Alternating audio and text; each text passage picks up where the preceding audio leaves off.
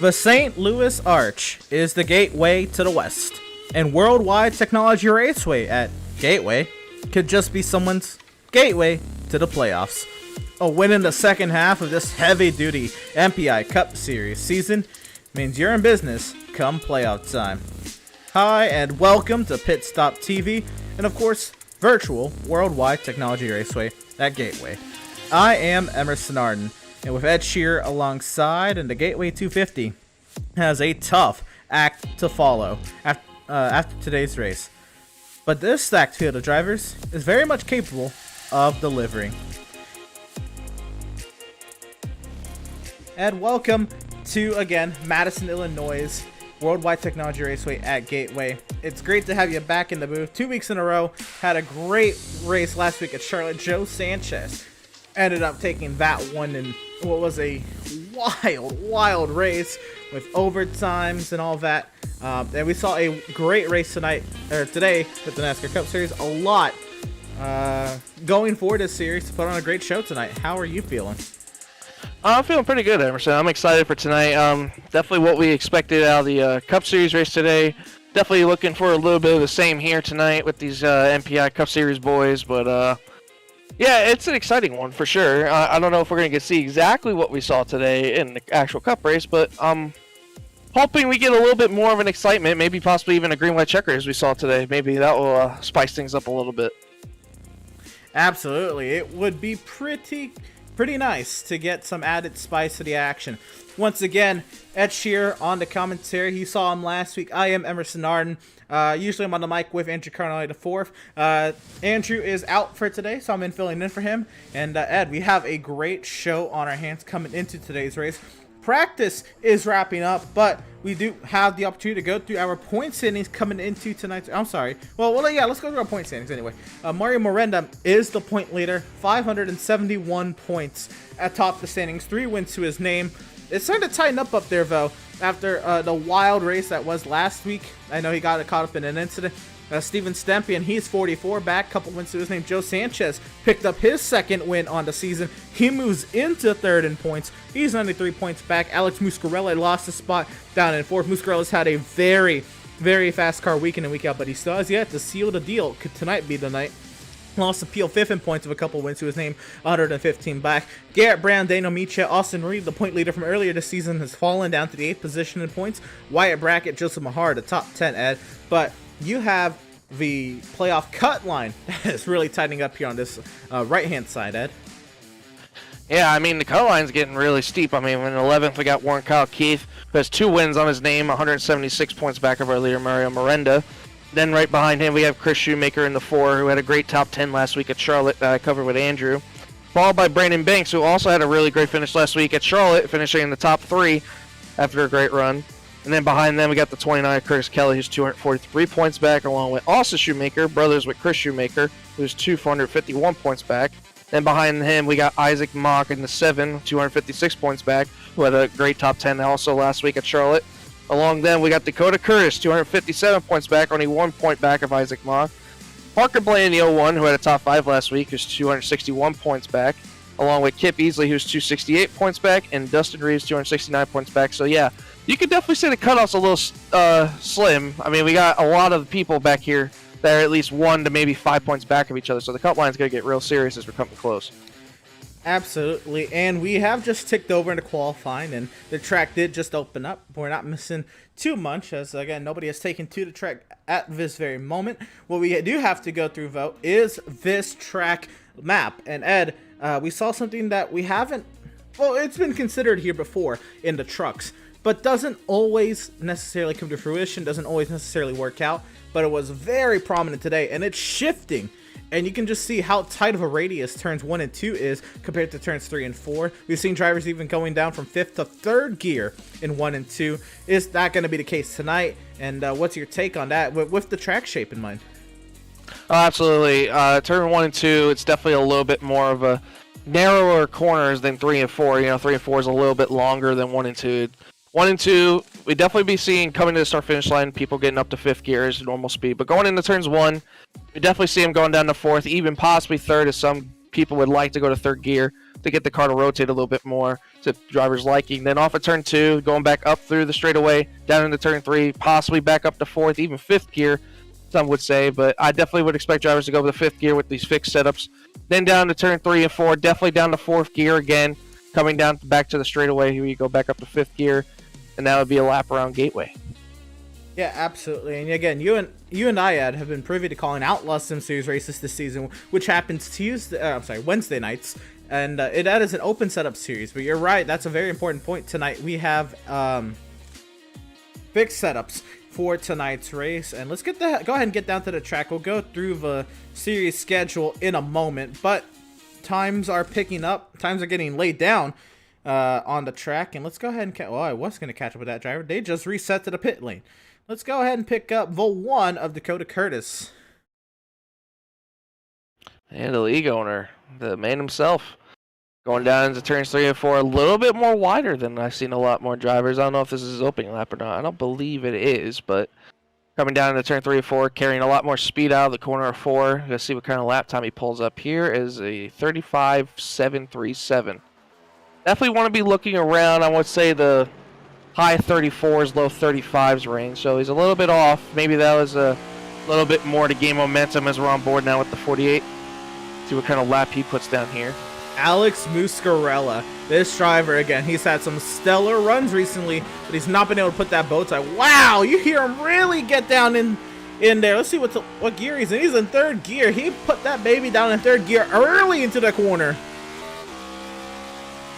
Yeah, like I said, turns 1, you can either lay it to fourth gear or third gear for drivers' liking. It's all a driver's preference at this rate. Down here in 3 and 4, definitely would expect them to maintain fourth gear all the way around here.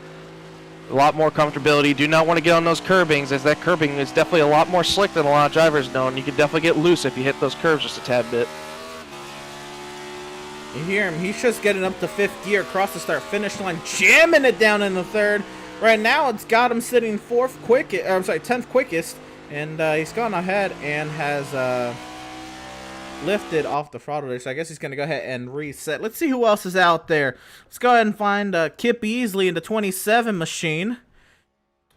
There he is in that body armor number 27 Ford Mustang. Ripping the low line around here. And that's going to be another thing. A lot of these drivers, I mean, I guess you can't say, this isn't at the same breath as like say, if you were running Portland, I know that's not even on the service. But Gateway is a track on the NASCAR schedule yearly in the trucks. I don't know how many people run the trucks. The trucks are great. But if you're, say, strictly A-class driver, you don't do anything after you got to A-class, you might have not really ran this track before this week. So these drivers are going to be experimenting a lot. What line is going to be the best? I know a lot of them probably took notes during the race today. A lot of drivers are running a little higher than I think some expected today. Yeah, I definitely would expect a lot of drivers to be taking note out of that NASCAR Cup Series race that we saw earlier. But another big factor we got to take a point of, Emerson, this track is really rough on brakes. I think this is the one track that is the roughest on brakes comparable to Martinsville. These guys are hammering the brakes going down to turns 1 and 2. I would not be surprised if we saw a couple of walkers, maybe, possibly. Big hit for into the wall is Dustin Reeves. Yeah, that's going to end his qualifying run right there, probably. He's going to have to need a reset. Nice looking car, though. Certainly. But the 10 of Wyatt Brackett trying to get up in this qualifying order. There he is. So I was noticing a couple things. Alex Muscarella, you saw him jam it down to third gear early. Oh, as Wyatt Brackett got a little too high there in 1 and 2. And you see how tight that corner is. You can't be doing that. How about this driver of the number 96, running the TJ's Team Foundation number 96 Chevrolet Camaro, Austin Reedy. He was the point leader earlier on in the season. He missed a few races and fell down to 8th in points, but he is back in action looking for his 3rd win on the season. And yeah, he had a great run last week at Charlotte, Emerson, and just came up a little too short, had that little mistake on pit road exit that cost him a black flag and had to send him to the tail end of the field, but he recovered really nicely I believe he finished right outside the top 10, I believe, if I'm not mistaken, but definitely had speed, definitely momentum to get a top 3, even a top 5 maybe even possibly the win if the cards played in his favor. But I think he's definitely looking for a big redemption this week at Gateway. And this is really a driver's track. This is a tough track. I know every week we say it's a tough car. It is a tough car to drive. That lap will put Austin Reedy 8th quickest out of 26 times. Let's go ahead and catch up with Cody Kinsey in the number 93. Just get up to speed. But there he is. Cody Kinsey. Trying to be the 27th time out on the board. And you're right. Austin Reedy, he had a great run last week. It was looking pretty sporty. But it was Joe Sanchez at in the end kind of go ahead and putting the bow on all the hecticness that happened last week. Reedy actually jumps up to 4th quickest at the end of his 2nd lap. So a nice qualifying bounce back for the 96 of Austin Reedy. Let's go ahead and ride in car with Cody Kinsey right up along the outside wall. And right there, that's another very intriguing factor, feature, I'd say, of Gateway, of Worldwide Technology Raceway at Gateway, is that opening in the back straightaway wall. Yeah, I like it personally. I just think it's a little neat to have a little bit of a kind of opening as such right there. But watching Cody Kinsey coming down to set his lap right there, I believe he jumped to P14 that first lap, a 35.103. See what kind of speed he can make up on the 2nd lap. As I've seen with most of these drivers so far, everyone's making up a tremendous amount of time on their 2nd lap compared to the first. So, be interesting to see what kind of speed he puts down here as he's going into turns 3. And Ed, you and I, we drive a fixed setup series every Tuesday. Almost every week we talk about qualifying being a 2nd lap qualifying, and it seems to be no different with these drivers. So I'm glad that we're not the only ones also thinking that it's a 2nd lap qualifying in this car. But this car, just the way you set up this car, is Cody Kinsey jumps up to 9th quickest in that 93 machine. Good run for him. Catch up great pickup with the 85 of Judd Danielson in the 85. Enters a little low. It's kind of going for a little bit of the diamond line. And again, you're going to see a lot of that experimentation tonight. Yeah, absolutely. And one thing for certain, these last 2 drivers that we've looked at, both need really good runs. Both of them are not even inside the top 20, I believe, in points. Absolutely. So definitely need some good runs. You're right. And and they have peaks. Oh, sideways is Danielson. Keep your foot in it, bud. He'll improve. That's one way to make it improve. It'll be 19th quickest. And, well, there it is. I was told that there was a new paint scheme on this 29 machine of Curtis Kelly. And there it is, the Arizona Iced Tea machine. And he's only going to get one real crack at this lap. No, he got 1 lap in already. So this is Curtis Kelly's 2nd lap. And it's going to take us right up to grid here, Ed. Almost. Yeah, it's kind of close for some of these drivers. But one thing I'm looking at for certain, we're kind of a little bit off from what we ran in practice. The 25 of Michelle ran a 34.456 in practice, and right now at the top of the board, we're in a 34.708. So we're about 0.3 off from what we ran in practice. So the track's definitely changing for these drivers in qualifying. Last lap for Curtis Kelly, and the last lap of qualifying will put him 12th quickest. And that will do it for today's qualifying session. While we have a moment, I do want to thank all of the partners, the sponsors here at the MPI Cup Series. Of course, MPI, Auto Tempest, K-List Synthetics, and SimMax. So we have 6 seconds, and the quality timer drops down. Go ahead and give a shout out to our partners here at PitStop TV as well. Permanent Makeup at Ground Main, BAM Racing Videos, and Whiplash SimCams. More on everybody in a little bit. But Ed, it is time to get to the action tonight. We do have a starting lineup to go through, and we'll begin with our pole winner, driver of the number 25, Daniel Michel, and to his outside driver, the number 81, Steven Stempion. Row 2, it'll be the 54, Brandon Banks, the 96 of Austin Reedy. Row 3, the 10 of Wyatt Brackett, the 53 of Lawson Peel. Row number 4, it'll be the 48 of Alex Muscarella, the 5 of Ross Harlow. And row number 5, the 93 of Cody Kinsey, the 22 of Warren Kalkiv, a rebrand for Warren. But he'll be scored as the 22 car tonight, and I'd imagine on the rest of the season, Ed. Yeah, row 6, we got our last week's winner, 55, Joe Sanchez. Alongside him, the 29 of Curtis Kelly. Row 7, Mario Miranda, our current points leader in the 99, starting P13 along with the 77 of Brian Curry. Row 8, the 42 of Kevin Hurley, alongside him the 68 of Ryan Kendall. Row 9, the 01 of Parker Bland, alongside him the number 9 of Bill Schoonover, excuse me. And in row 10, we got an 88 of Justin Winters, alongside an 85 of Judd Danielson. Row number 11 will find a 4 of Chris Shoemaker and a 32 of Richard Swavely. Row 12, it'll be the 94 of Jesse Whittington and James Kunkel. Row 13, we'll find a 1 of Dakota Curtis, the 11 of Justin Hendry. 27th, we'll find Kip Beasley, 28, Brad Fulham, and back to row number 15, it'll be the 24 of Justin Erb, the 18 of Ray Rogers.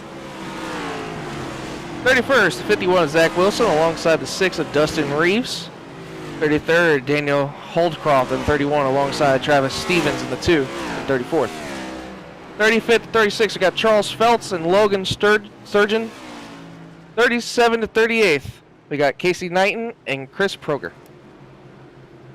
And that will round out our grid today. And you already heard Ed, the times have dropped today. Let's go ahead and look at that track temp, Ed. Boy, it's hot out here. It's only 82 degrees in the air, but it's 128 degrees on that asphalt. These drivers, they have quite the challenge on their hands. Wind very calm, only 3 miles an hour out of the west in this field. Getting ready to do battle tonight. I want to thank you all for tuning in across all our platforms tonight on PitStop TV. And they've added a lap to the caution period. So that will give us a moment to talk about tonight's race layout. It's a 200 lap race, and we'll have stage breaks at lap 50 and lap 100. I'm so used to saying the completion of lap 50 and lap 100, but that has changed in the past couple weeks, and it's intriguing. It kind of adds a different aspect. You think of stages, and they are at the completion of a certain lap. And I guess they are technically the completion of a lap. There's a completion of 1 lap shorter is what it's advertised. But 50 and 100 stages tonight, 200 laps. Only a mile and a quarter of a racetrack, Ed. And I guess I'll go ahead and do this. We got half a lap to go. If you had to pick someone at the end of 200 laps to be on the top spot, who would you pick? Well, from watching practice, and he carried it over with qualifying time, I'm going to have to go with the 25, Daniel Michel. I like what I see out of that 25 machine. I think Steven Stempian has got what it takes to outdo him, and I guess that makes 2 of us picking front row starters. I guess we're not very, creative.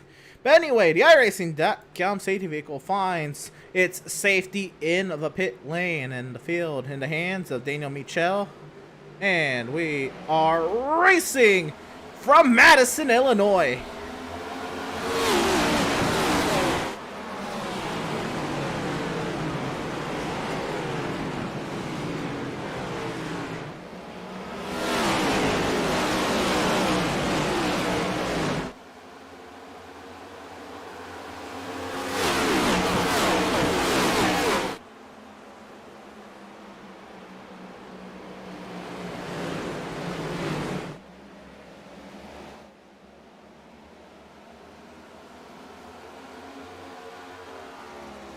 Lap 1 in the books. It is Steven Stempian with the lead over Daniel Michel. Austin Reedy has moved into that 3rd position. Brandon Banks is currently trying to overtake that 10 of Wyatt Brackett for 4th.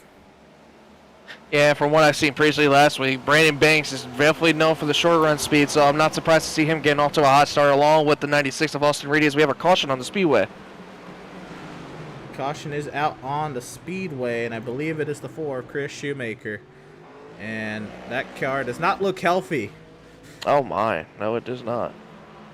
We can go ahead and get a replay of the incident, and we will have that opportunity here. Let's go ahead and see what happened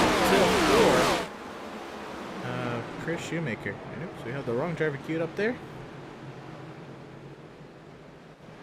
There he is. He's racing in the middle, 3 wide here. Car gets loose, and wow, a lot of chaos just happened right there. Chris Shoemaker, unfortunately, gets the worst end of that.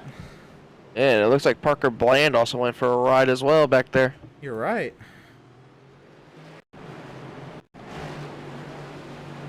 Let's see if we can ride on board. Because that was a lot. There was 3 different incidents that happened right here. This is on board the 01 of Parker Bland. And he's got the 42 to his outside. I guess right here they'd be in the middle 3 wide. He just gets sideways. He tries to correct. He spins it, as you see before, of Shoemaker. And I'm gonna have to assume that's the 42 Kevin Hurley. That was the other car involved there. Yeah, he's definitely lucky there. I mean, if he takes it the wrong way, he's going straight into those safer barriers. So definitely minimal damage and great job of keeping that car one piece. But I think it's a little early to, you know, be pushing the tempo a little bit. But as soon as you say that, your pick is up there in the front, Emerson.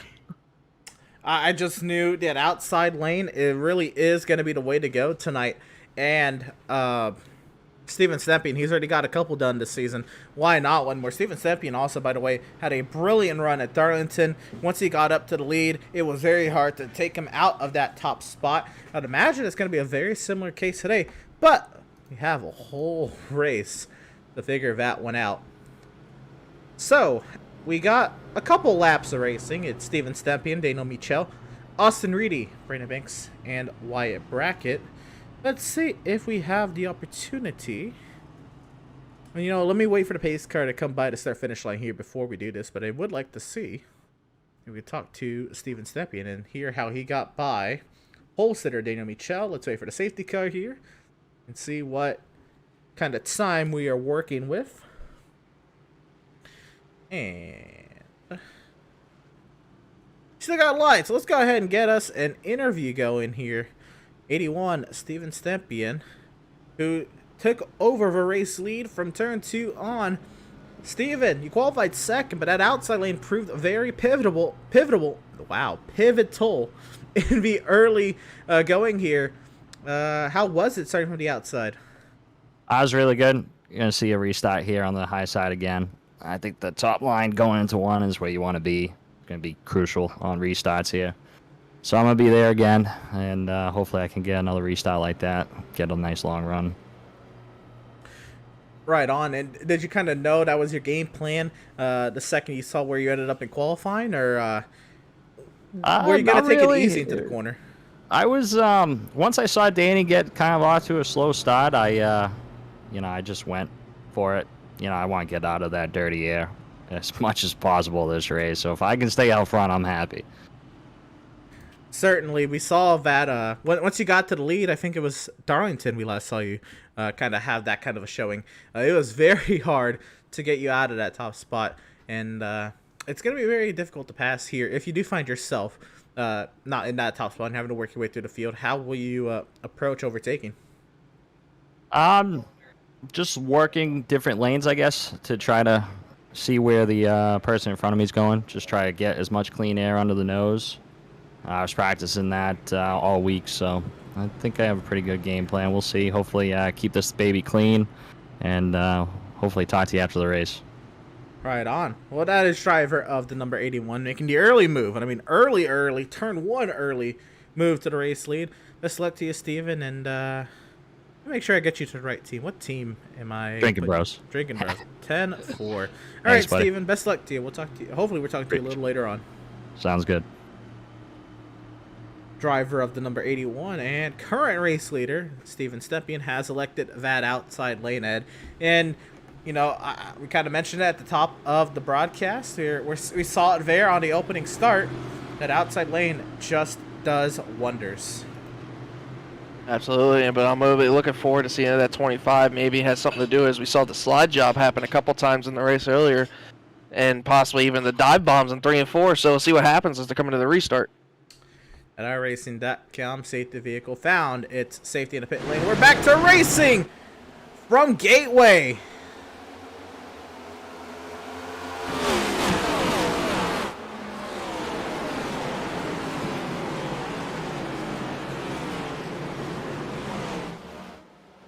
Side by side for the race lead off of turn 2, Stempien on the high side. But looks like he will clear Michel down the back straightaway.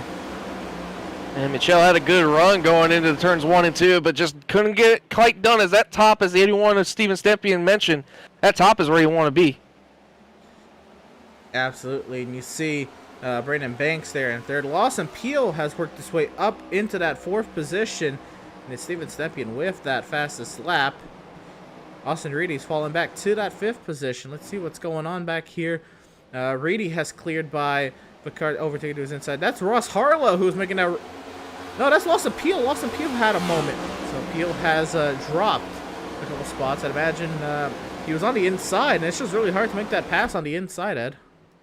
Yeah, it's really difficult. That top, as we've seen earlier in the race, is definitely where you want to be as this run continues on just a little bit more. But I like where this bottom's looking right now, as Lawson Peel has a little bit more of a moment off of turns 4. He's going to try to slide in line, hopefully, as he's going to try to peek back to the bottom here going into turns 1 and 2. But right now, I feel like whoever's on this top is definitely going to have the early advantage going on forward to this race. Definitely could see a lot more moves being possibly made on this bottom. Well, if I remember correctly, Kansas, again, that's a track that we think of drivers always wanting to use the high side. Lawson Peel was a driver who was not very fond of sticking to the high side and up by the wall. Lawson Peel was a driver who went to the bottom and was experimenting right away. And I'd imagine he is sticking to his morals, staying on that inside, even if it isn't the fastest in line, seeing if it comes in, seeing if he can get some tire saving done on that innermost portion of the track. He has since filed his way in line. He is steadily in the 6th position, but I'd imagine he wanted a little bit more after starting a little higher up. It's a wreck going down the back straight right now. Oh, no. In the 17. 18's got some decent right end damage. 17 definitely got collected big time in that one of Chris Proger. Chris Progar in the 17, and that car has seen better days. Let's see if we can go ahead and get this incident for you. Let me go back a little ways here and see if we can get it queued up correctly. Alright, so here is Chris Progar and Ray Rogers running together. And I was looking, they had a moment going off of turns 1 and 2. I don't know exactly what happened, but we're about to find out here. So here it is. Rogers on the inside, Progar on the outside. I wonder if one of them slid up or had to encroach on the other's lane. Oh, side by side. Off of 2, Progar just got sideways. Yep. Oh, wow, bigger incident. Got the 84 and the 2. And the That's 2. Casey Knighton, Travis Stevens. Looks like Chris Shoemaker involved in another one. And not the start that Chris Shoemaker was hoping for. And I believe, if I'm correct, the 18 had to start from the rear today. I don't remember why, but I saw he had an EOL as soon as we were getting ready to get lined up. So definitely not how you want to start your race. Didn't get another view of this one.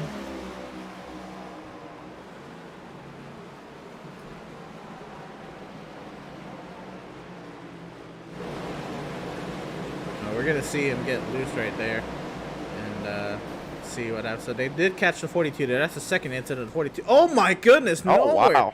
For the 4 to go, he just pile drove into the rear end of the 84.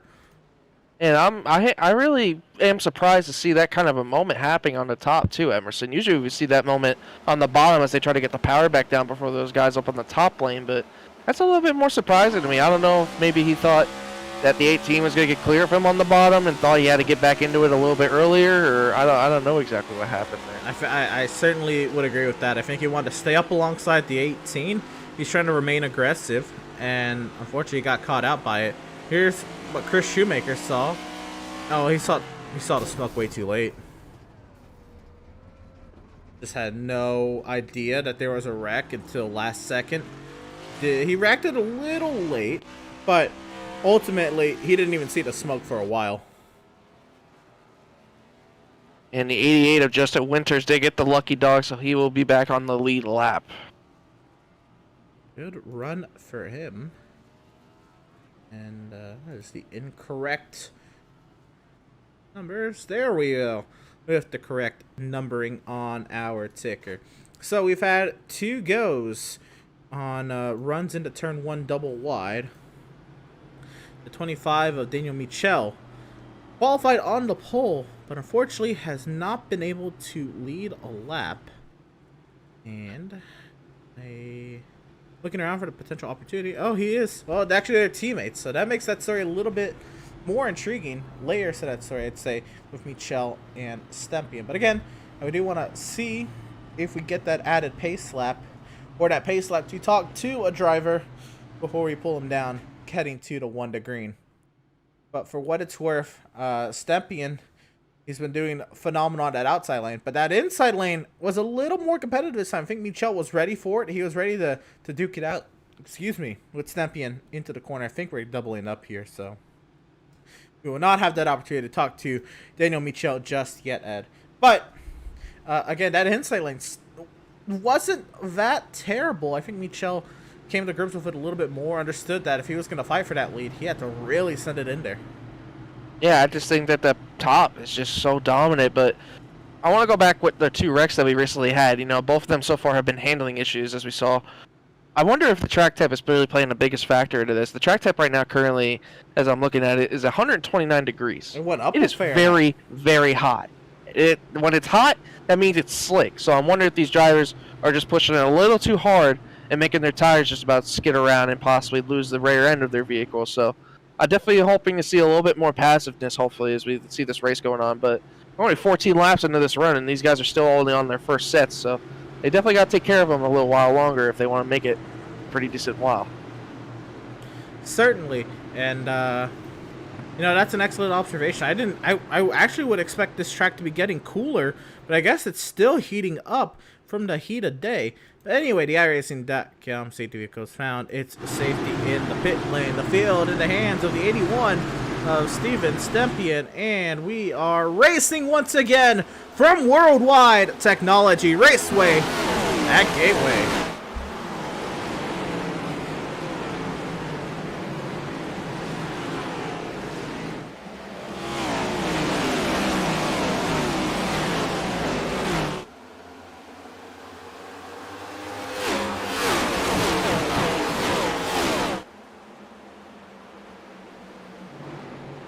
It's Daniel Michel way up the track in turn 3, trying to get a nice arc off of 4. Brandon Banks trying to take second away, double wide, a couple rows deep. And it is Steven Stempian open up a large margin. Yeah, it's starting to get really crowded here going into turns 1 and 2. Daniel Michel is holding off the 54. Brandon Banks right behind him. Austin Reedy is looking to make a run as he gets a great center off right there on the run in the middle just about in 1 and 2. So that'll be a great run there. As it looks like everyone's going to start training on the 54. Brandon Banks. The 96 gets around him. Lawson Peel gets around him. The 10 of Wyatt Brackett now working their way around him. So definitely not where you want to be right now. I think everyone's trying to work their way up to the top. Certainly, and another big bobble from the 25 of Michel. Here comes Reedy. He is coming for full head of steam. Yeah, like I said, I definitely think this is a redemption week for Reedy. You know, he came off a tough fight last week at Charlotte. Now he looks underneath the inside of Daniel Michel. Definitely, I like what I see so far out of this 96. I think this is the one guy I think we need to keep our eyes on the rest of the day, Emerson. He's cleared to second. Is he? He tried to slide up, but it looks like Michel is playing the patience game early on here. Reedy. Oh, no, Michel into the wall. He lost some momentum there. He might have just kept out of it, though. I was a little hesitant to call the in-the-wall call because I think he lifted so much to avoid it. And no, there is some right front damage. No, he did get it. And hopefully that will hurt him in his long run speed, but it might not help him handling-wise. So we'll see how that plays in a factor. But just behind him, I mean, he did the same thing last week. Our point leader, Mario Miranda, he slowly but surely made his way through the pack and made it up into the top 3 and easily got the lead. So definitely seeing where he left off last week, hoping he could do the same thing this week.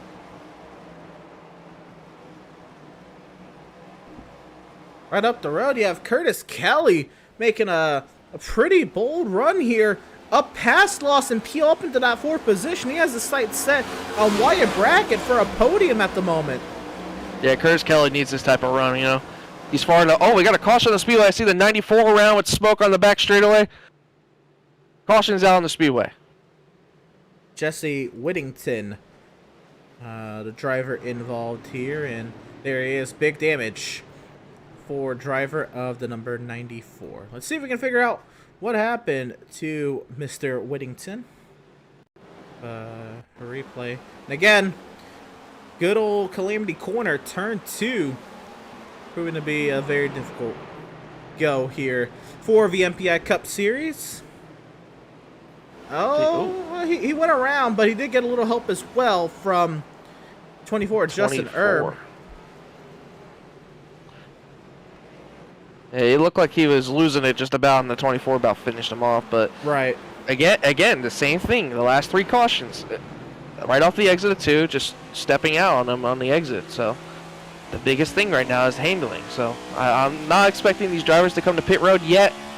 Definitely, I think a little too early for their sets, as I believe they only have about 4 or 5 sets of tires. So I definitely think they want to use them wisely. So look at that run into the corner that the 94 Whittington got. But you know what? I think he drove it in so hard early that the weight transfer of that hard entry messed him up on the exit. Also, Erb got hit as well from behind. So you heard at least Erb try to lift for the 94, but he got ran over trying to lift for the 94. Yeah, that looked like somebody that was just trying to gain as much track position as possible, as I believe he was in that one wreck earlier. It had damages, so I definitely think he was trying to make up as much ground as he possibly could. So, yeah, I gave it to him. He had a great run going in there, just couldn't finish off the deal. Well, last caution, I was going to attempt to talk to the 25 of Daniel Michel. I'd imagine he's going to be a little frustrated right now. I'll give him a moment or two to try to readjust and get his mind back into it. But I think, Ed, I'm going to give you your boy here, driver to number 96, Austin Reedy. Reedy, it's the boys up at the booth. You got a copy, buddy. Yeah, I got you guys. Well, bud, how about that kind of start? Yeah, that's pretty good.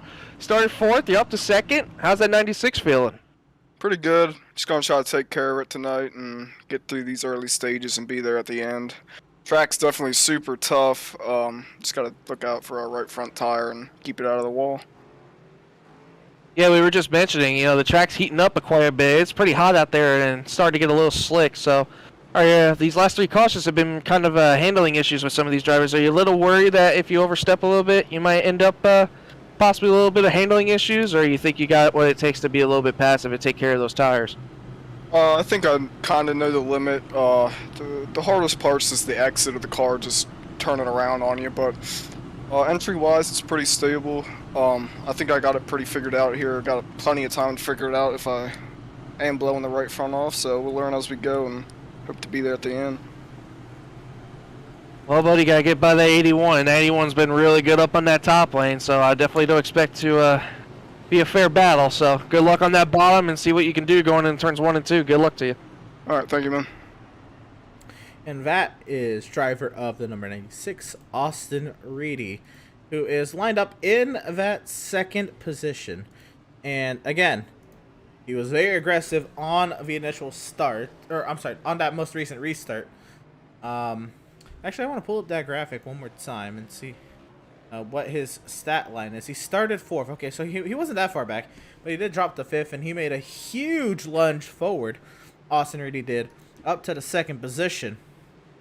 And I just wonder, does Reedy, first of all, have what it takes to get by stepping on the inside? But is Reedy using up his stuff too quickly compared to the rest of the drivers? Or, with all these cautions, is it going to work out just perfectly for this 96? A lot of unknowns, but we are already almost halfway through stage 1, Ed. Yeah, we're just about there. I mean, this 81's been holding off good on the top, but I just don't know if anybody's got it for him on the bottom. I definitely would be interested to see what Reedy does on this bottom lane, though.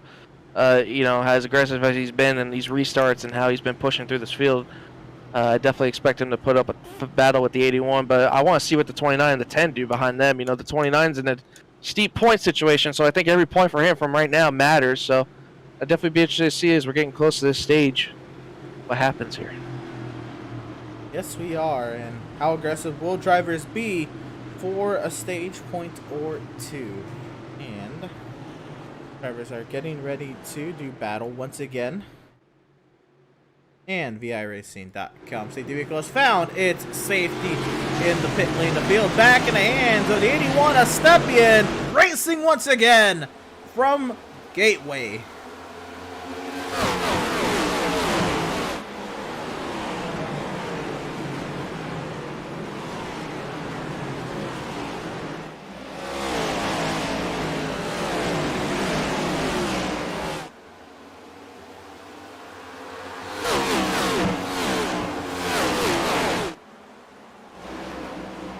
The outside proved painful for Austin Reedy. He has now lost the spot out to Curtis Kelly. Curtis Kelly takes that spot moving forward. Does he have what it takes to get to and maybe through the 81 Estepian? We'll have to see.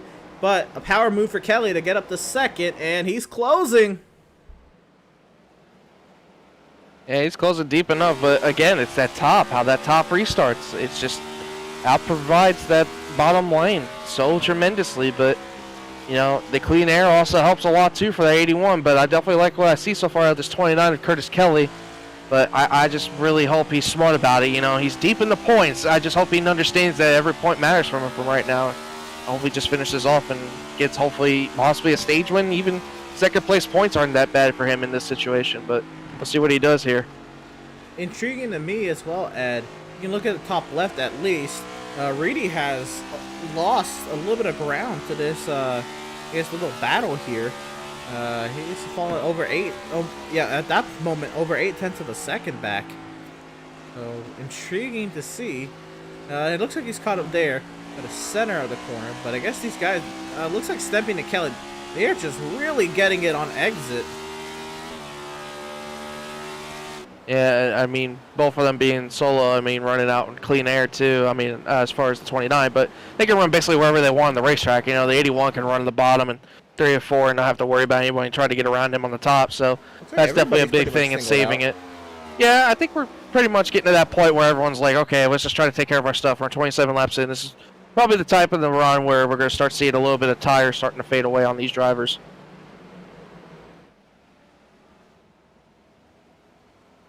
So there is your top 6. It's Michel who has kind of settled up in there in 6th. Let's drop back to, here we go, between Mario Miranda and Alex Muscarella.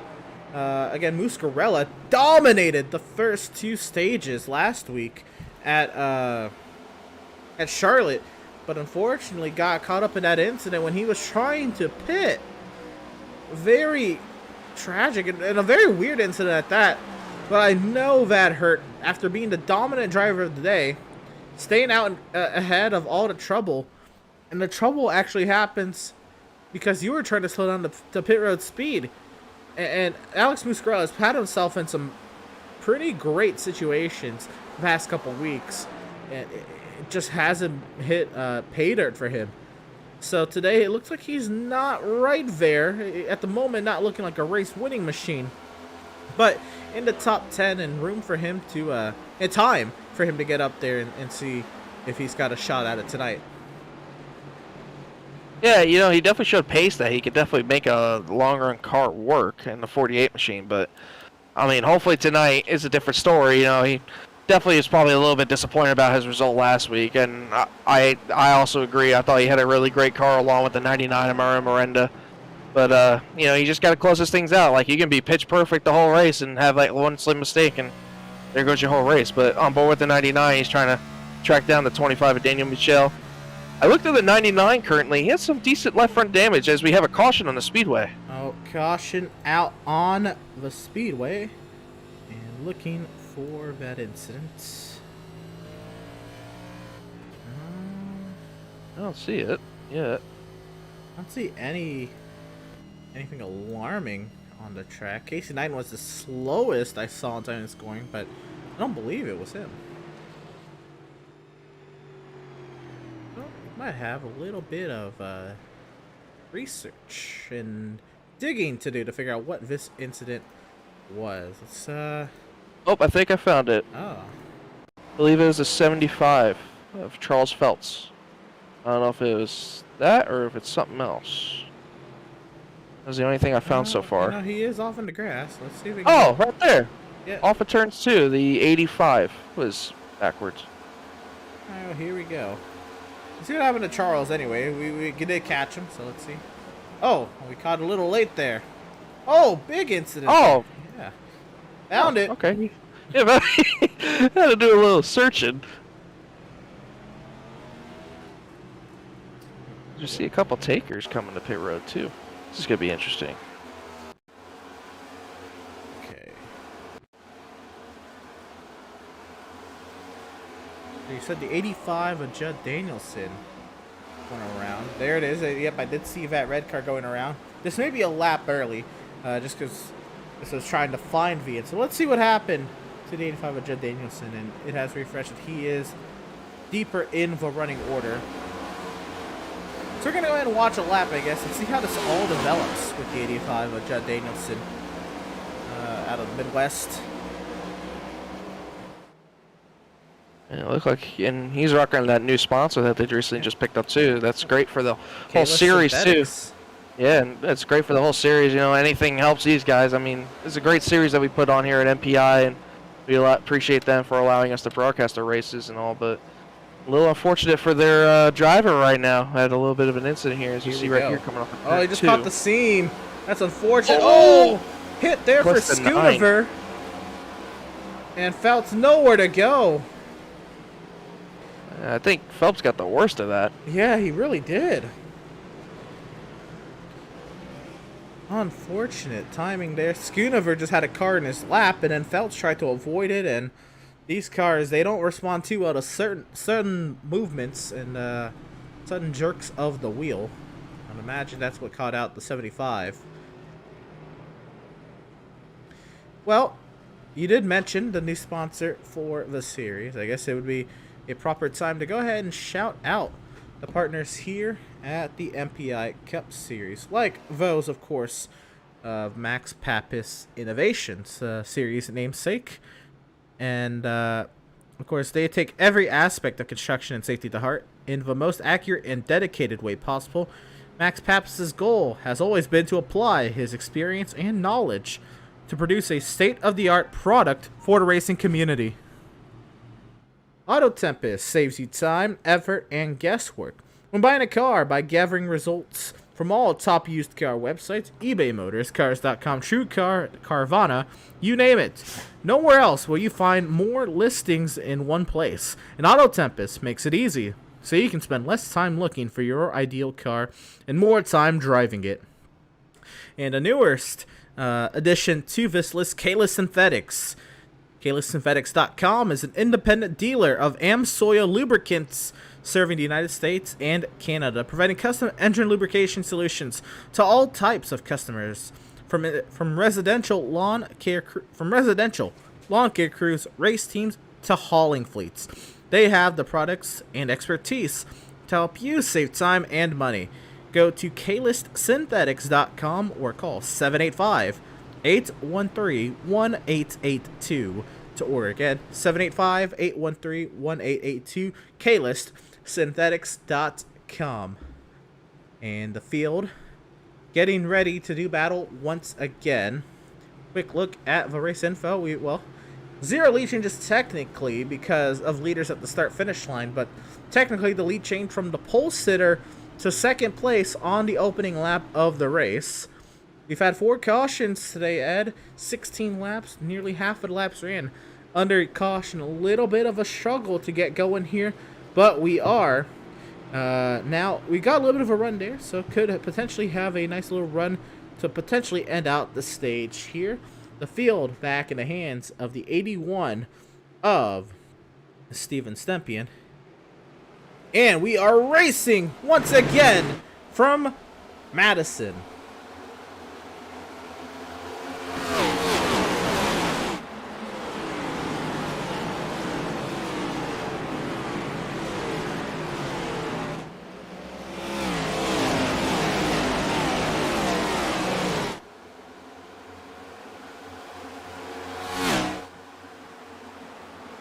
I saw some heavy-duty blocking on that restart. Lawson, Peel, Mario Miranda, they were about to take each other to the inside wall. Yeah, that 29 did not get going on that restart, and That doesn't surprise me a little bit. That bottom has had troubles all race so far on that restarting. Look at the darting! Wow! Austin Peel trying to make the move underneath Mario Miranda. They were darting. Miranda was looking up and down, around the inside and outside of Austin Reedy, and Lawson Peel said, you know what, screw it, I'm going to take it to the inside. But to no avail, all three of them stay in line. Now Reedy looks to the inside of Daniel Michel, who's up to 4th all of a sudden. And Miranda had to chase it up the road in a turn 3 and now open up the door to Lawson Peel behind them, side by side. Lawson Peel had a moment right off of turn 4, so give it back to Mario Miranda, but now here comes the 48. A Muscarello looking now to the outside of the 53.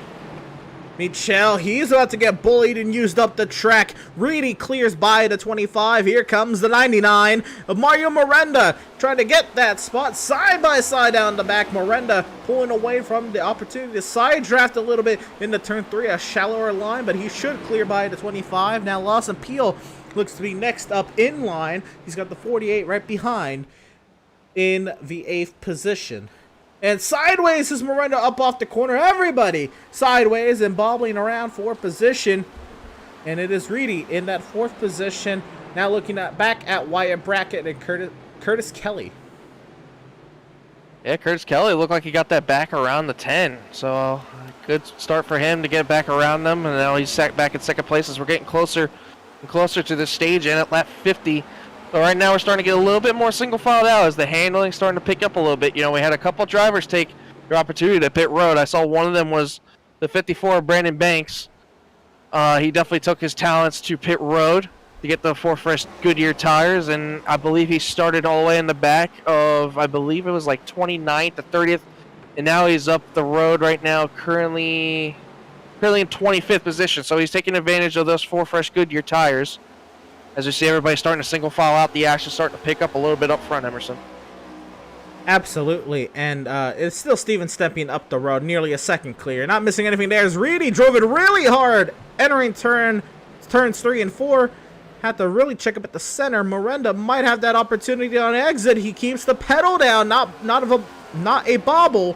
Reedy still maintains, though, in that 4th position. He wanted to have a go at Wyatt Brackett, but was not close enough. 11 laps to go in stage 1. Yeah, well, it'd be 10 laps to go because of when the caution falls. Yeah, honestly, Reedy, I don't know what he's trying down here, but I'm kind of interested to see what he's playing here. The last couple times I've watched him, he's been driving it in a little bit more deeper and deeper into turns 3 here, trying to make up as much time as he can to the 10. You see, he starts gaining as much time as possible on that 10, but then he loses it all again on exit. Well, you know what? If he can keep it out of the wall, you are about to have a pit stop in about 10 laps time, less than that now. Go ahead and try it, right? You know, if you burn off the right front, you know, it's really hard to pass here. You're going to get a yellow. Maybe learn something here. See what you can and can't do in the upcoming stages, right? Absolutely. I don't blame you 1 second for that, but say that the 10 starting to reel down the 29 of Curtis Kelly. Look at now that this is entry. what yeah, he just drives it in deep. I think you're right, Emerson. I think he just doesn't care about that right front as he knows he's coming up to the stage break in just under 9 laps to go. But if I'm Curtis Kelly, right now I'm thinking big picture. I know I can't get the 81 of Steven Stempien. I think I just got to hold off what I can right now for second to get the max points I possibly can. I don't want to lose any more points than I got right now. You got to think about it. Curtis Kelly right now, he's 243 points back of our leader, Mario Miranda. If he wants to make this cutoff line, and I believe he's going to get as many points as you possibly can in these stages from here on out. Absolutely. Big picture racing. Don't put yourself in a bind trying to go for a stage win if you can still have easy pickings of a good amount of stage points. Because at the moment, you're just trying to points race your way into the playoffs. Unless you can get a win, you know, the win would solve a lot of that. But if you're not able to get that win, you're kind of having to live with the fact that you're points racing into the playoffs. Don't put yourself in a situation that's going to compromise you and potentially lose you the opportunity at points.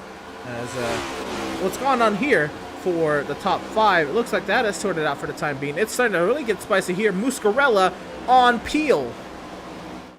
Yeah, Muscarella's been running them down a little bit. You know, the gaps kind of pulled away from Miranda on back to Michel. And, Michel had a moment and scraped the wall right there off of turns 3 and 4 just now. I wonder if Lawson Peel's going to look for a moment here, try to get him in the next couple of corners. I think, no, he's going to lay back a little bit, let it build up a little bit. But I think the 25 right now is struggling handling-wise, as I've seen.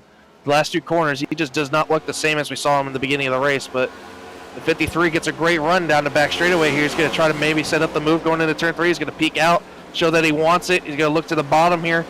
He's not going to quite get there, but the 25 is going to ease up the road a little bit. Now the 53 is there.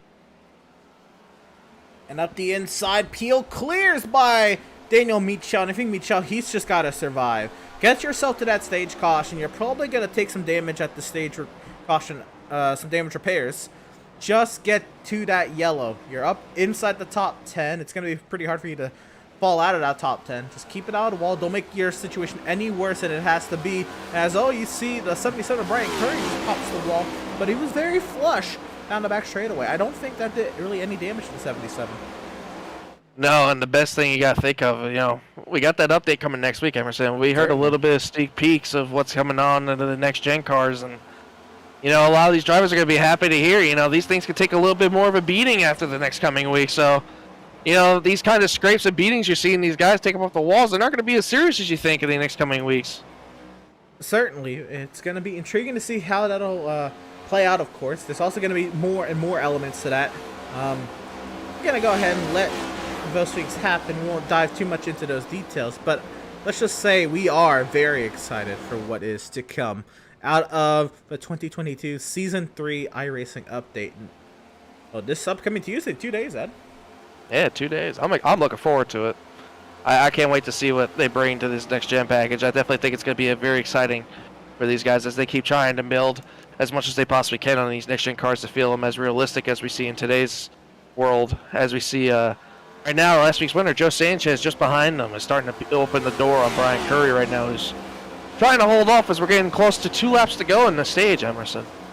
You're right. You mentioned Sanchez. He has worked his way up inside the top 10. We took a little peek at Wyatt Brackett there.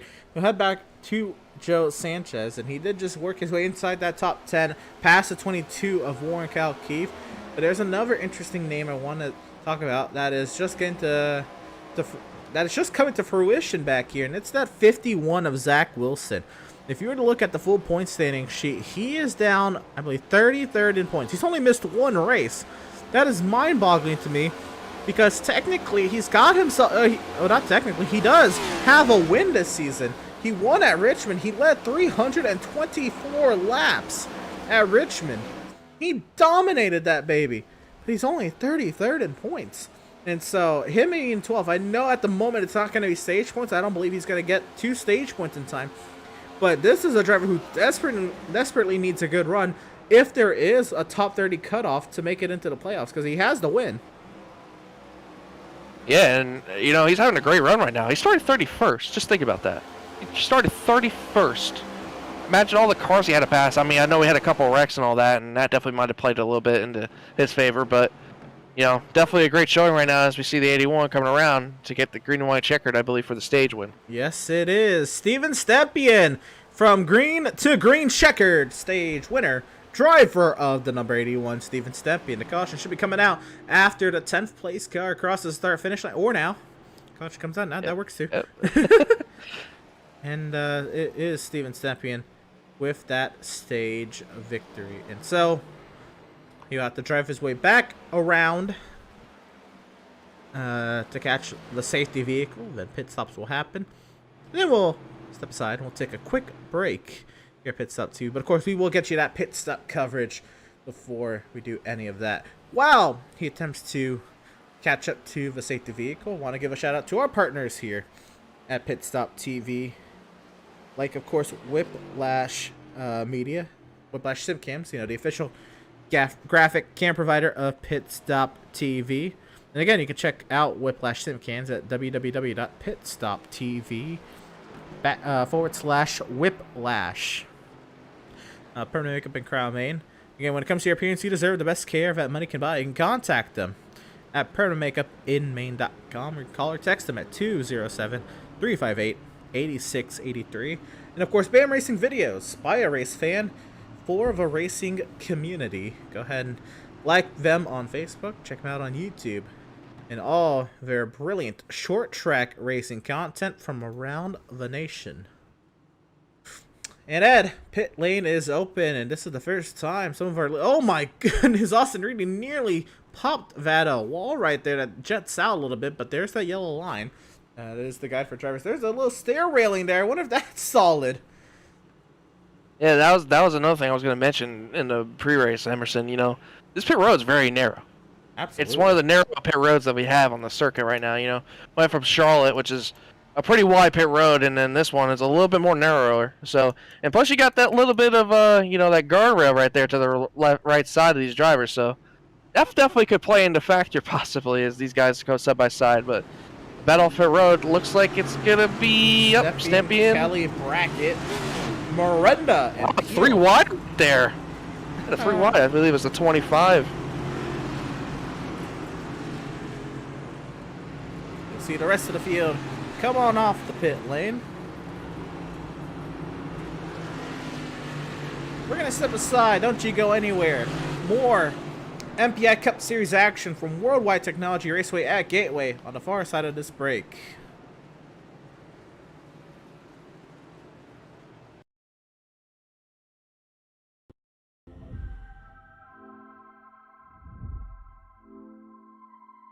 Hi everyone, I'm Max Papis, founder of MPI. Let me introduce you to a line that we developed in MPI that is really dear to me. The MPI SimMax. Obviously, SimMax, the guy here. The reason of birth of SimMax is the fact that nowadays I believe that sim racing and virtual racing is exactly the platform to start. I consider sim racing and virtual racing very similar to the experience I had in go-kart when I started in my racing. And let me introduce you to our line of authentic steering wheel created specifically for the sim community. What I'm really proud is that I own MPI, the steering wheel company, and I'm building the steering wheel. This is my creation. This is yours. Yes. It's so sexy. The steering wheel, it's a very unique thing. It's shaped on the hand of Scott Dixon. His hand. Yeah. This grip has 27% more grip feel than suede. Scott in the race is gonna make less effort when he drives. When you're in the car, it's like lifting, it's like having 40-pound dumbbell like this, maybe more in the car. For how long? 3.5 hours. You know, average heart rate in the car, never below 150. Never below 150. You need to be a real athlete to drive. Yeah. They exercise every day. So this is my creation. Amazing. And we did.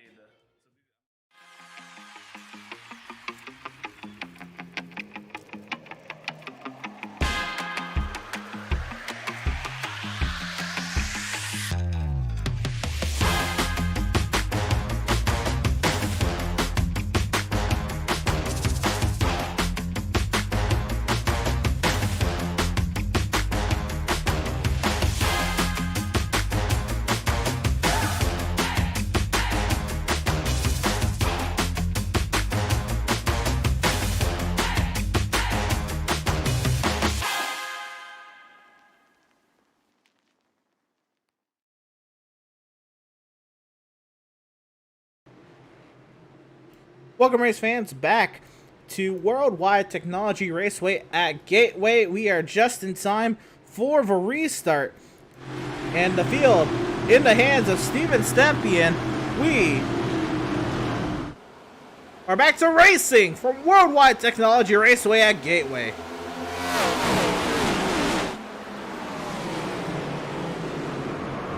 Oh, we got a crash!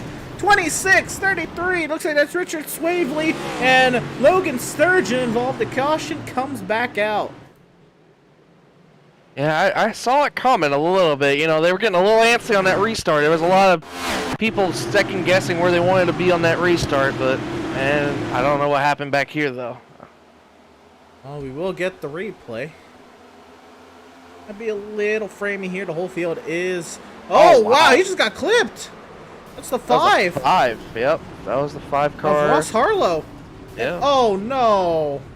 That car came in really late. I believe that is the 94 of Whittington that could not avoid that incident.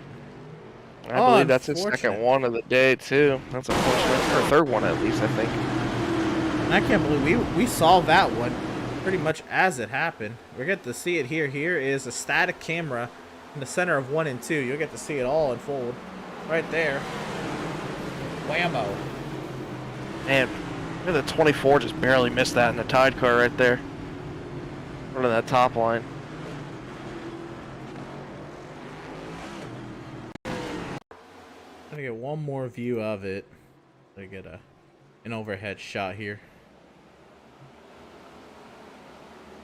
So you're looking at the blue car in the center of your screen, and the white and red car that closes up right there just runs him over. The 32 that gets involved as well. Wow, what a miss for Herb. He didn't even try, though. He wasn't phased. He just held his line. Yeah. Said, okay, you guys do that. I'm going to carry on my day. See you later.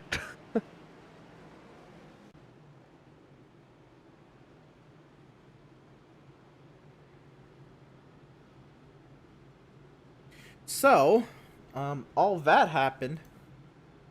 We didn't get to properly recap the running order after. I mean, we did read them out as they came across the pit outline there, but we didn't get to properly recap what we've got going on here. Steven Stempy and Curtis Kelly, Mario Miranda, Daniel Meachelt, Wyatt Brackett. That might have changed a little bit as a result of the restart, but also Lawson Peel, Austin Reedy dropping a lot of spots on that pit cycle there.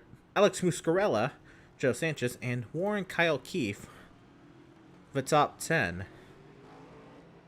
And now I want to talk to this driver, a driver who needs a good run and is currently, well, let me see first if press our finish line.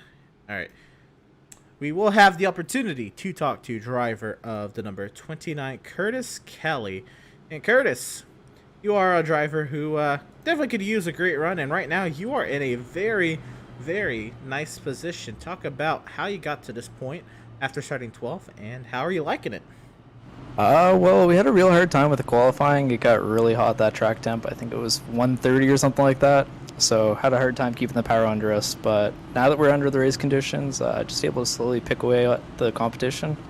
Seems like Stempian really has a handle on the car today, and definitely has an advantage starting on that high line. So it's going to be a tough one. It certainly is, and certainly Steven Stempy, he's got a couple wins on the season. He knows how to get it done here in this MPI Cup Series. What is it going to take for you? What has to change, or what does he have to do differently, or I guess what do you have to do differently to get by that 81 machine? I mean, just knowing the track to start with, we just got to stick on his bumper. I think he's a little better in 3 and 4 than me, so we're going to try and work on that this stint now that we got fresh tires. Work the way through the field on the last set. Let's see what we can do with some freshies. But really, we just got to be there in case he ever makes the mistake. Want to capitalize on that. So here's hoping. And now I have to say, I am a huge proponent of Arizona Iced Tea. Why the livery change, and why this Arizona Iced Tea livery? I love it. Well, I've myself too. I'm a longtime fan of Arizona Iced Tea. I was looking at their site the other day, just seeing what was out there graphics wise, and got really inspired by some of their retro 70s stuff they got going on, and it's a fun throwback. Going out to Sonoma next week, so take the cactus out to the desert, see what it's like. I love it, and I love it. Have an iced day on the back bumper. That's great. Well, Curtis, you are getting ready to get back to racing action here. Best luck to you, driver. Hopefully we're talking to you a little later on. Thanks. Driver of number 29, Curtis Kelly, out of Fast Banana Racing. He has the inside position for this upcoming restart, and he's been pretty sporty.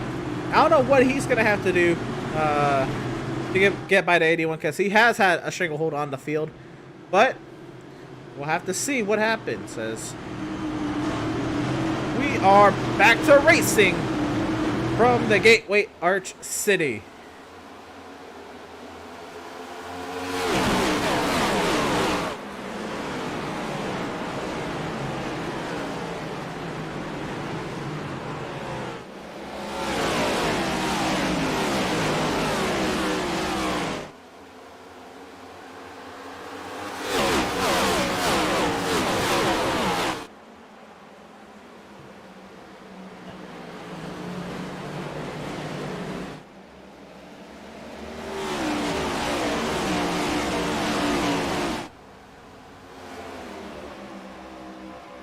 You know, we haven't given him his proper credit, but Steven Stempien has been dominant today. 61 laps out in front of the field, and all 61 to the name of driver of the 81, Steven Stempien. But another driver, look who's back up here, Ed. Oh boy, my guy. How? Hey man, listen, you don't count out my picks. My picks are always on it, man. Daniel Michel has absolutely been on it. He's pounded the wall down 2 or 3 times, and he's back in action as Steven Stempien goes purple. But Michel has put himself in that second position, and he has his eyes set on the driver who took the lead away from him in the opening corner. Yeah, I just hope he doesn't have a repeat of what happened in the last couple of stages. You know, he had lost the handling of his car when we got closer. Oh, we have a car around the back straightaway. The 01 of Parker Blaine's around with no caution, but going back to that, the 25, like I said, I just hope he doesn't lose the handling on his vehicle like he did the last end of the stage. Oh, bobble. Hey, he's got a hungry set of drivers behind him. As here comes Curtis Kelly, right on the inside. He's trying to make it. Oh, Miranda tags Kelly. No. Saves it. He saves it. What a catch. Oh man, I can't. I don't think he fell off that bad though. I don't think it's that bad. All right, Ed. I can't say I'm huge into superstitions, but now that it's trickled over, not only from Outlaw, I've done it in other series before, but I have to imagine there's some sort of broadcast interviewer's curse. Oh no. Oh. The 2 of Travis Stevens. Yeah, all of that. Oh, the Travis Stevens, and he just got collected by the 17 hard. No. Oh, Chris Progar hit again. My goodness. There. Is that's the one of Parker Bland. So he just had his own incident, and now he's involved in this next one. Oh, the 17 just came piling in. That was the hardest hit I think I've seen so far today. Oh my goodness. Let's see what happened, and we're gonna catch this one. Here it is, the 2 of Travis Stevens. This is going into turn 3, and he just gets taken out by the 31, Daniel Holdcroft, and Stevens. And here comes the 17. Here he comes right around the corner. Oh, well, there was still traffic coming. I know it looked clear, and it did look clear for a while, but Travis Stevens did start moving, and I believe Progar might have started moving in anticipation of him moving. One more time. To see, oops, here it is right there. That is Stevens getting clipped, sent into the outside wall, and now there is again a large clearing here. Yeah, Progar tried to miss him. Yeah, I think he's anticipating the 2 probably be down straight away already. Maybe he was expecting him not to take as long as he did to get down the track. I mean, he is back here. I mean, there's a large margin for him to know what's happening. I'd imagine the caution came out before he even got down here. Still green lights, and now the caution comes out. You see him up on the track. Caution was actually for a while. I think I saw it just came on as he came into turn 3. Yes, you're right. I don't quite know. But that was a huge hit for Chris Progar and company, really. Emerson, guess who gets the lucky dog? Oh, baby, who? The guy that's been the most busy all day today, the 94. Jesse Winnington gets the lucky dog. This will put him back on the lead lap. Most busiest driver, I think, today. He's been involved in 3 incidents and now gets the lucky dog. Now he has a chance to come back and fight. Certainly. Perfect, too, as we're getting closer to the end of stage 2. Right.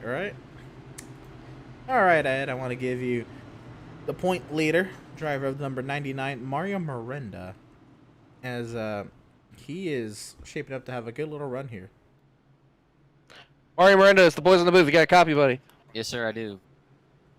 Well, Mario, you're not having the kind of start I expected you to have. You know, watching you last week at Charlotte, you know, you were bottom feed that whole time. You know, you made up those spots on the long runs. You made your way up to the front, led some laps, and then you know where it went from there. I'm not going to give you a whole memory shootout, but I was expecting the same thing tonight, man. What's going on with you? What's going on with your race tonight? It's kind of hard to pass. You know, the further you get in the pack, the easier it gets to pass. I feel like because there's so much dirty air, it really kind of just equals out for everyone.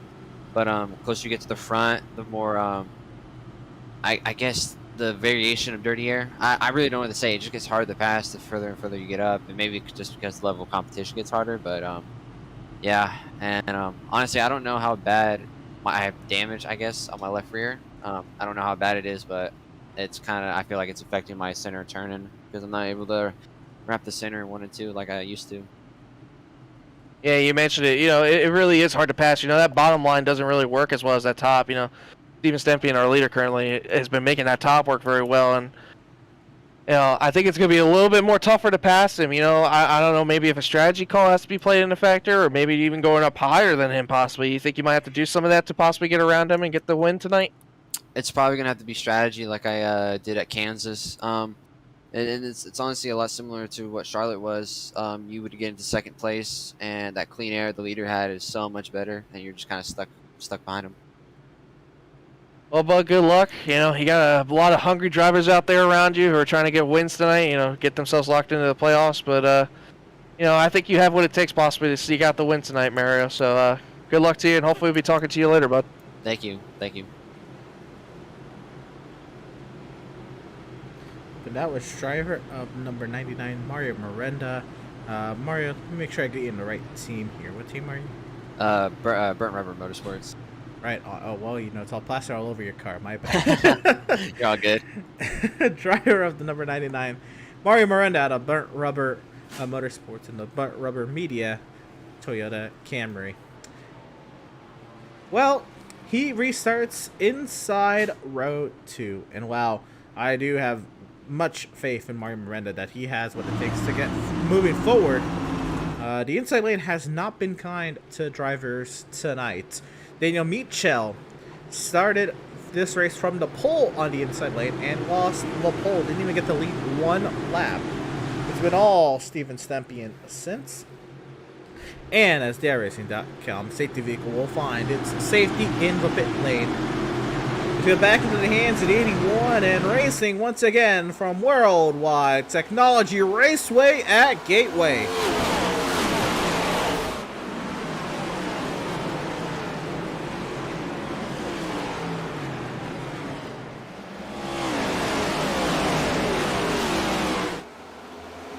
I did notice there's a lot of contact and chaos back here, but looks like we all stay green.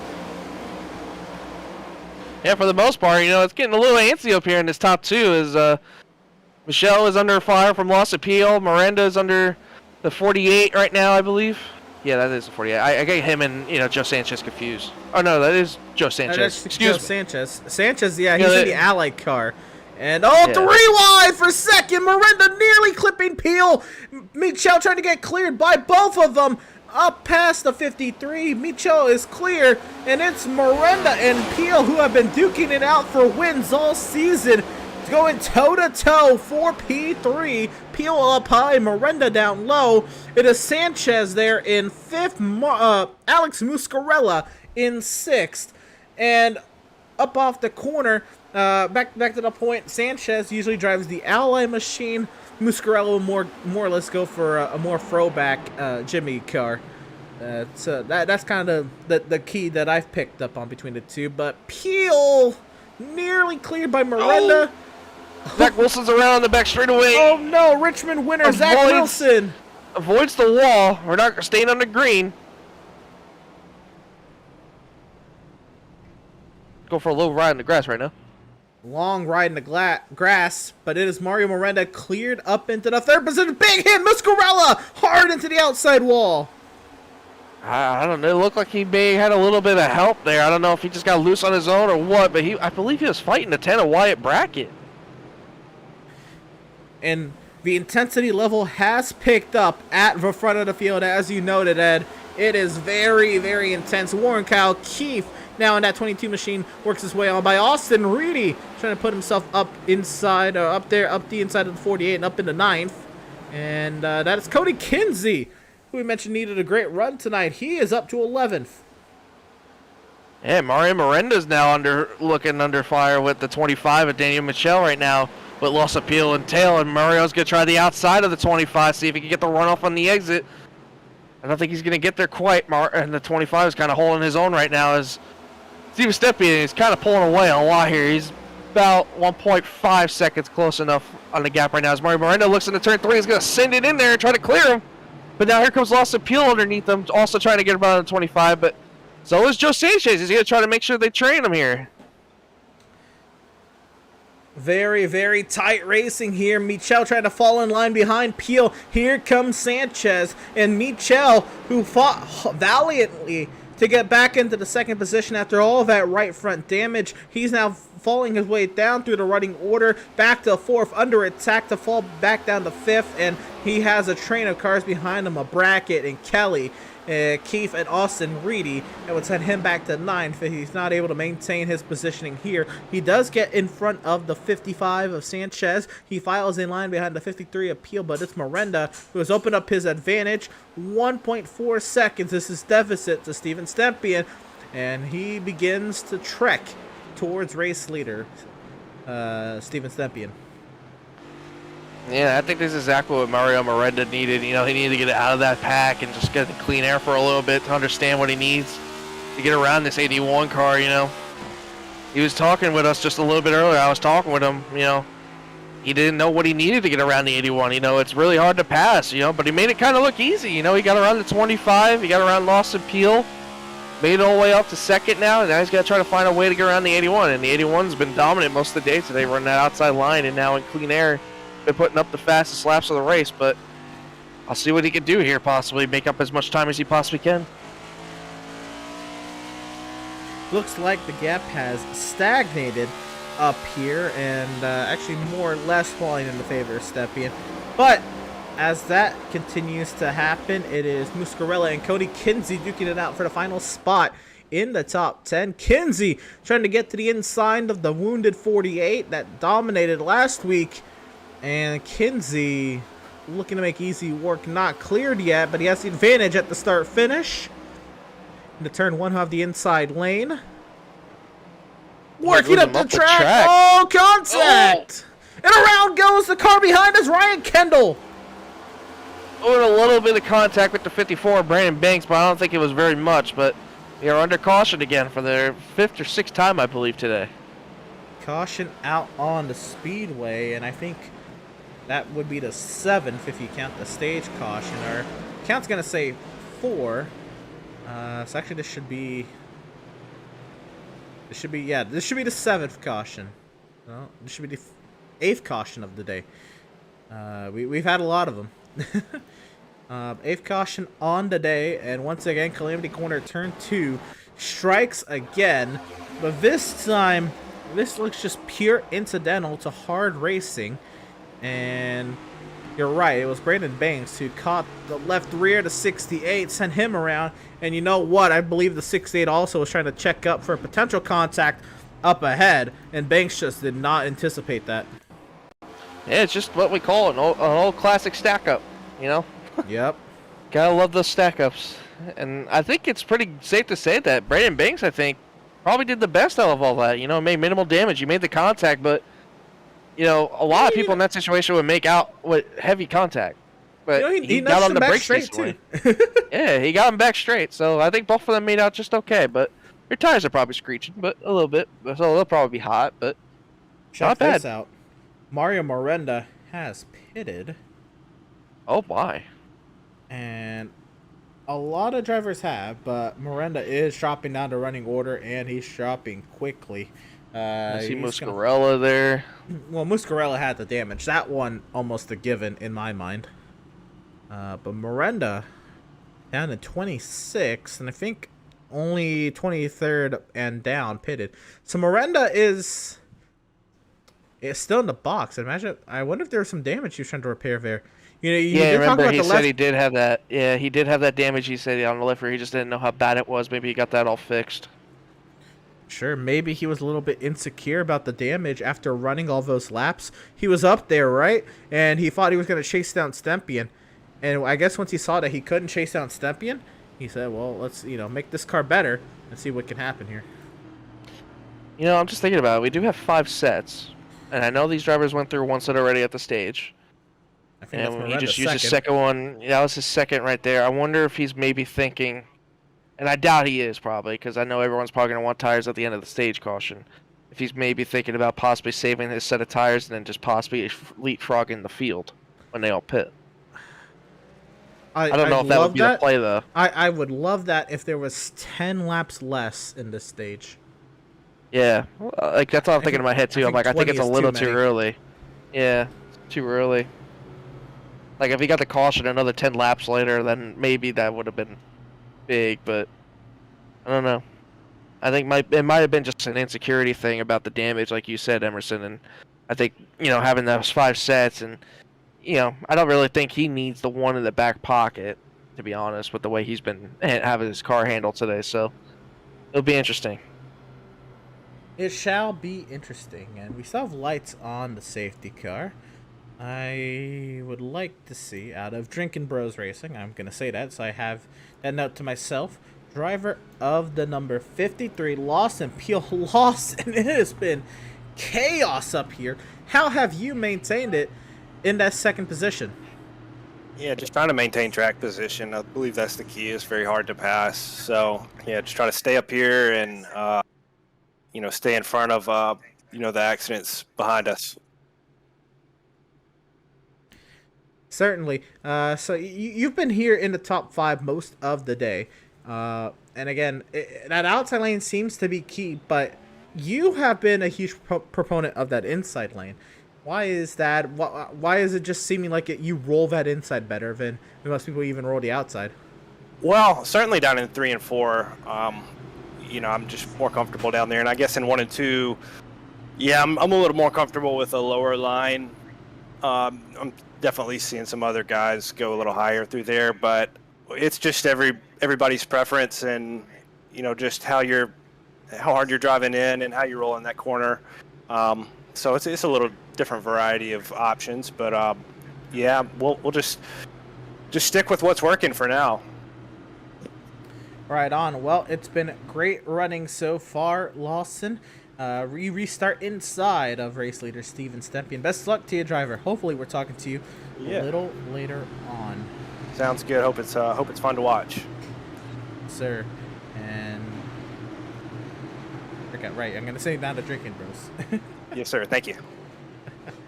Wow, I even said it. I'll be real. This is only my second time doing the production for this series, so I'm still learning the teams per se. But we're back to racing from Gateway.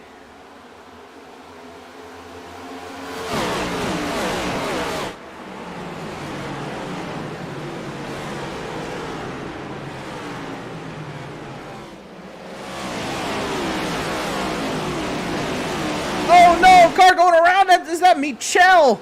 He holds on to it, but chaos down the back straightaway. Oh, we got a bigger wreck behind him. The 32's around the 31 in the back straightaway wall. Oh no. Looks like we stay green.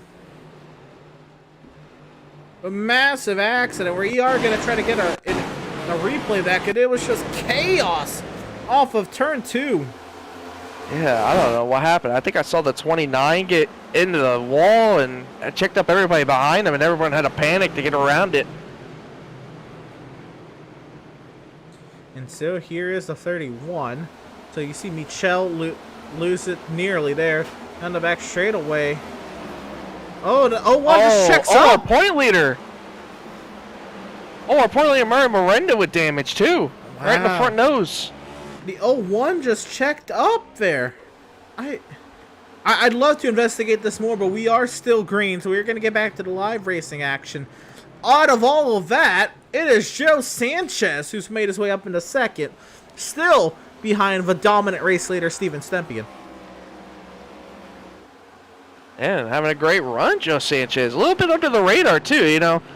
It's a little bit surprising, too, since he was our last week's winner, but all in all, a great run right now for Joe Sanchez. Started 11th, you know, he's making his way slowly but surely up to the field, but I would not count out that guy behind him that you just interviewed, Emerson, in one bit. Loss appeal, just, I think he needs to capitalize on this kind of situations here. You know, Mario Miranda pitting, he's got, I believe, 3 wins on the season now, and I definitely think he wants to add another one to that history books right now, as Mario Miranda's still going through traffic, but these 3 look like are just starting to pull away a little bit here.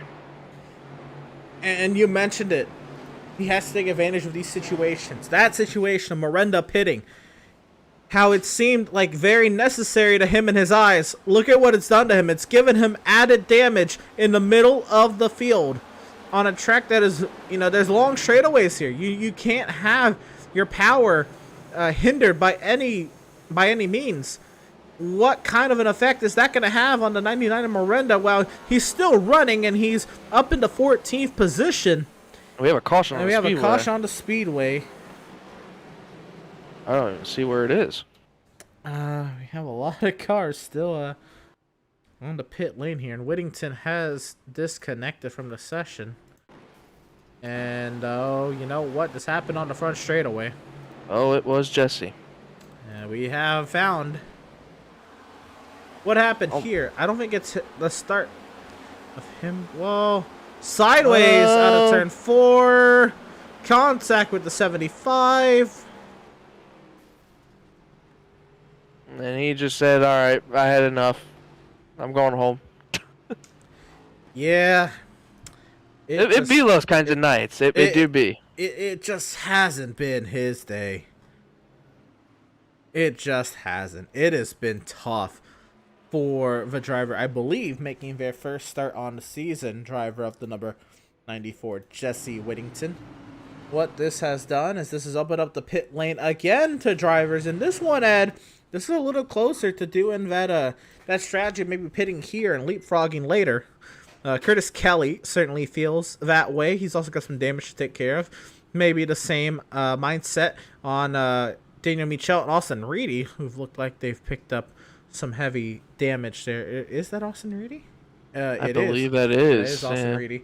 Alex Muscarella. Wow, look at all these heavy hitters here. Curtis Kelly and Michel and Reedy and Muscarella and Miranda all getting damage. It's amazing, this race so far. I mean, all these big hitters, Curtis Kelly needs to just have a clean night tonight and just focus on points, and he gets caught up in an incident in this race, when everybody coming to pit road. He got 25 of Michelle and Reedy on pit road, Muscarella. It's just big names. We just had Mario Miranda get caught up in that situation with all the damage that he has now to the front and back end of his car. And like I said, it's time for people to capitalize. These are the type of races that can make anyone's playoffs. This is your make or break moment. Well, a driver who has broken through into the playoffs, and you said has had a little bit of a quiet night working his way up here. Now sitting in the second position, Joe Sanchez is headed your way, Ed. Joe Sanchez, you got a copy, buddy? Gotcha. Well, Joe, not gonna lie, it's been a little bit of a quiet night. We haven't really talked much about you, but I was just saying, I'm like, how have we not talked about our last week's winner at Charlotte? I mean, he had a great run last week, and it looks like he's having another great run tonight. Tell me, how's the car feeling, man? Car's feeling a lot better now that I'm closer to the front, but it's impossible to pass here. You kind of just make your bed when you fall in line on the restart, and that's pretty much where you'll run until the next restart. But maximize your restarts, try to get in line, and get some clean air. That's about all we could say here. I'm not going to lie. I've interviewed a couple people tonight, and it sounds like the same exact answer I've had from every single driver. Dirty air is a big factor, hard to pass and everything, and I've asked the same question I asked all of them. Do you think you might have to play a different kind of strategy to the 81, or do you think you might have to run a little bit of a different line than you've been comfortable with tonight? I think if we can get more than 5 laps of green flag racing, some stuff will change. But unfortunately, with cautions coming every 4 to 5 laps, we can't really do any sort of setups or different lines. You kind of just have to run the fastest line on the bottom. So hopefully we can get some green flag racing. Well, man, I wish you good luck. You're going to be starting in this bottom, which hasn't been, the kind of the line everybody wants to start on for these restarts. But I'm hoping to see you capitalize on it. And hopefully we'll be talking to you later and hopefully get that 55 Ally Chevy Camaro in victory lane again. Thanks. driver of the number 55, Joe Sanchez, and I'm getting you down to Drinking Bros. What team am I getting you down to? Drinking Bros. Drinking Bros. 10-4. Oh man, I'm having a rough night over here. There's so many Have to make a names. sheet. There's so many names. I know, man. We gotta make you a sheet. Yeah, you know, that's fair. And you know, it's been a minute. I should know a lot of these names. Mario Miranda, I should have known. I can't believe it. His team was plastic. I know, it's all over the side of his car, man. Oh man. But it's we're working ready. out here. Yeah. Oh, man. Let's see, can we make it to the end of this stage? We got about 10 laps to go to this stage, Emerson, so let's see what happens. And the track's starting to cool down a little bit, too. Dropped 8 degrees. Intriguing stat there. So, Steven Stempian, Joe Sanchez, Wyatt Brackett, Lawson Peel, Cody Kinsey, Warren Kalkeef, Ross Harlow, Justin Winters, Brandon Banks, and Ray Rogers. We are racing once again from Gateway. Oh, we have a crash in the back. Somebody just pounded the inside wall hard. We stay green. I can't figure out who that was. But there was a smoke off of that. I wonder if they just got on the throttle too quickly.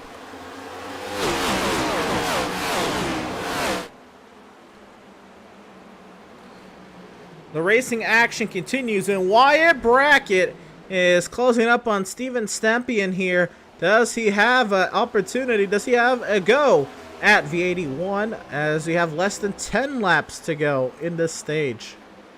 And I can't go confirm. I did go and look back a little bit. It was the Parker. It was the 01 machine of Parker Bland that had the smoke and the incident back there. But we stay green. But yeah, Wyatt Brackett now in the second. Lost Appeal had a little bit of moment. His caution now is on the speedway. Caution on the speedway again. And I'm hearing it has to do with possibly the 68. 68 of Ryan Kendall. Well, he's got some front end damage. Let's see who has some rear end damage. The 85 slow, maybe that may have something to do with it.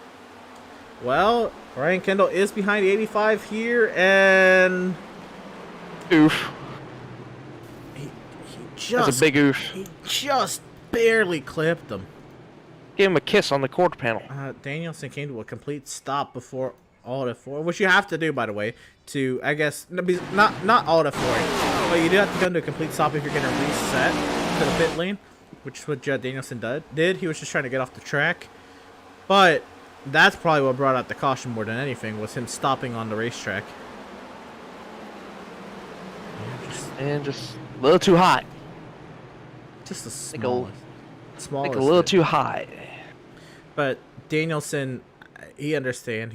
He understands. He's had a rough day as well. He was just trying to get out of here, and unfortunately, it brought out the yellow because he did it on the racing surface.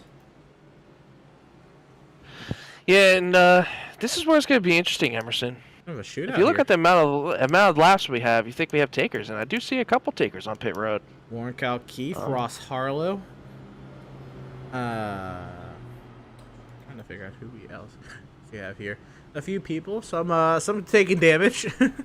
Well, you know, we'll be fair there. The 84 Casey Knighton.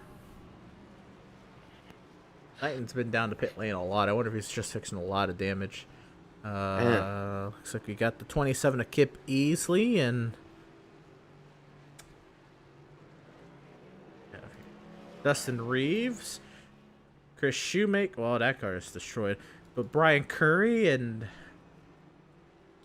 Feltz and Harlow down the way.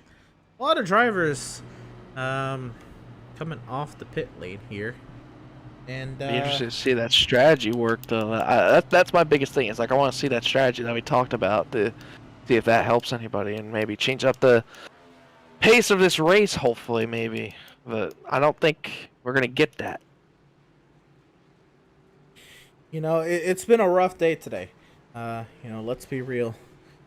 So far, we've had 6 cautions plus the 4 in the first stage because we had a reset there at the stage break. So 10 yellows. It's not been easy going for these drivers tonight. And it's been a tough race. 10 yellows and 95 laps. But for what it's worth, this is a tough car, tough track combo. These drivers, they're getting it. It's not everybody. It's just I mean, at that we're just talking about very minor mistakes. I mean, that Kendall just barely tapped the 85, and the car just snapped on the 80 on Judd. He hit the wall, and he didn't want to deal with the suspension damage, so he just got out of here. But just unfortunate circumstances. But with that moment, let's go ahead and shout out the partners here at the MPI Cup Series once again. Max Pappas Innovations takes every aspect of construction and safety to heart in the most accurate and dedicated way possible. Max Pappas' goal has always been to apply his experience and knowledge to produce a state-of-the-art product for the racing community. Auto Tempest saves you time, effort, and the guesswork when buying a car by gathering results from all of the top used car websites: eBay Motors, Cars.com, TrueCar, Carvana, you name it. Nowhere else will you find more listings in one place. And Auto Tempest makes it easy so you can spend less time looking for your ideal car and more time driving it. K-List Synthetics is an independent dealer of AmSoil lubricants serving the United States and Canada, providing custom engine lubrication solutions to all types of customers, from residential, lawn care crews, race teams, and to hauling fleets. They have the products and the expertise to help you save time and money. Go to KListSynthetics.com, or you can call them at 785-813-1882. Once again, 785-813-1882. KListSynthetics.com, and of course SimMax for the MPI Cup Series. And again, I want to thank all of those lovely partners and sponsors here at the MPI Cup Series who make things happen, who make things go round for the series. And Ed, we've got ourselves a nice little shootout on our hands. It is the 81 of Stempien, the 10 of Brackett, the 55 of Sanchez, the 53 of Peel, the 54 of Banks. We are back to racing from Gateway.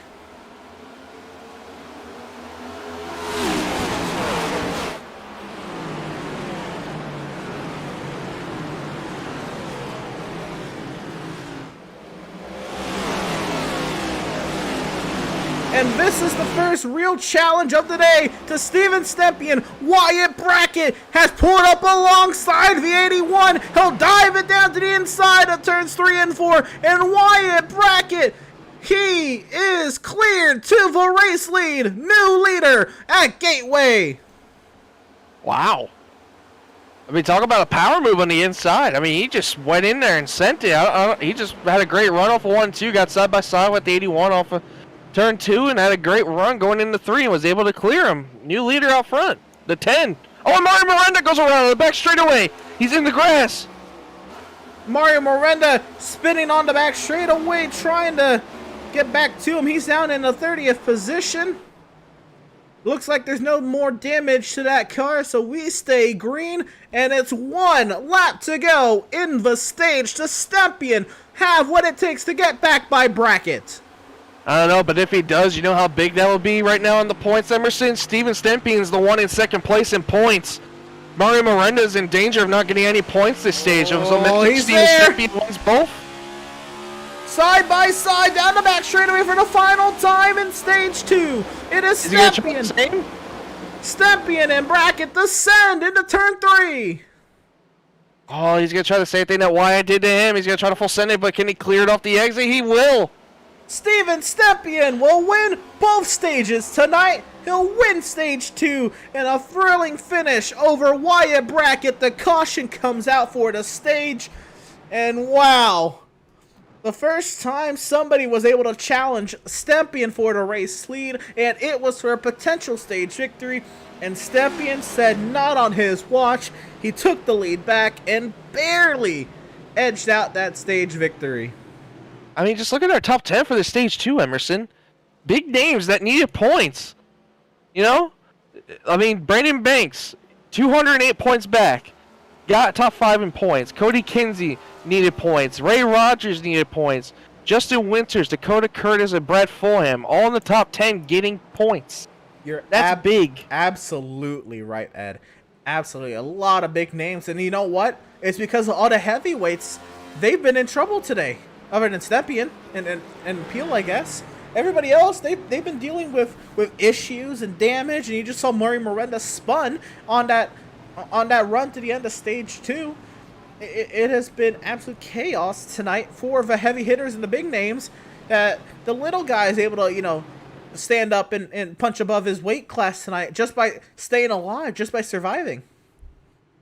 And now the big thing here is everybody coming to pay road. We're going to have some takers that pitted before to stay out. But the big thing is also Steve Stepien got both the stage wins tonight. That means he's closed the gap on Mario Miranda for the points lead. As I see, I think that's Austin Reedy that stayed out.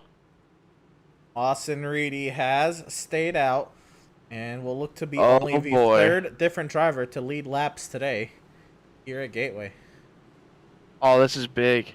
Warren Kyle Keefe, Daniel Michel, Ross Harlow, Kip Easley, Curtis Kelly, Dustin Reeves, Austin Shoemaker, Parker Bland, all stay out. The top 9 stayed out, and it's going to be the race off pit road for the 10th position. And there it is. It's Stepien who will start 10th bracket, and Peel. And wow, what a wicked turn of events. Now, this restart is going to be nuts. Absolutely. We will have the opportunity to talk to the driver out of Fast Banana Racing. All right, I got it. Fast Banana Racing.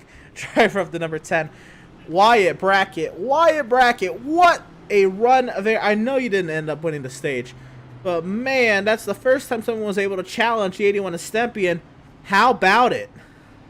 Yeah, you just got to kind of predict his restarts almost, and that's what I've been trying to communicate with my teammates as well. You just kind of got to remember where he's been going at, and if you can hold his inside on that first corner, you can kind of get around him, but he's so fast in 3 and 4, it's nearly impossible to keep him behind you. I didn't realize we were coming to the stage there either. Oh, it certainly seemed like it to us that you were fighting with that heart for that stage victory. But nonetheless, a valiant effort to get the lead. But again, you find yourself back in second.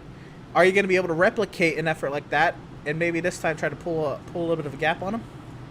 Yeah, I'm hoping. I'm not so fast in these short runs. I know the long runs are really going to start getting around these guys. So I'm hoping we can clean it up here a little bit and get a long stint in, and I feel like I'll do better there. So I'm hoping we can go green for at least the next 50 laps to really get everybody's tires worn out. Certainly. And let's talk about the race as a whole. You've had a pretty good run today.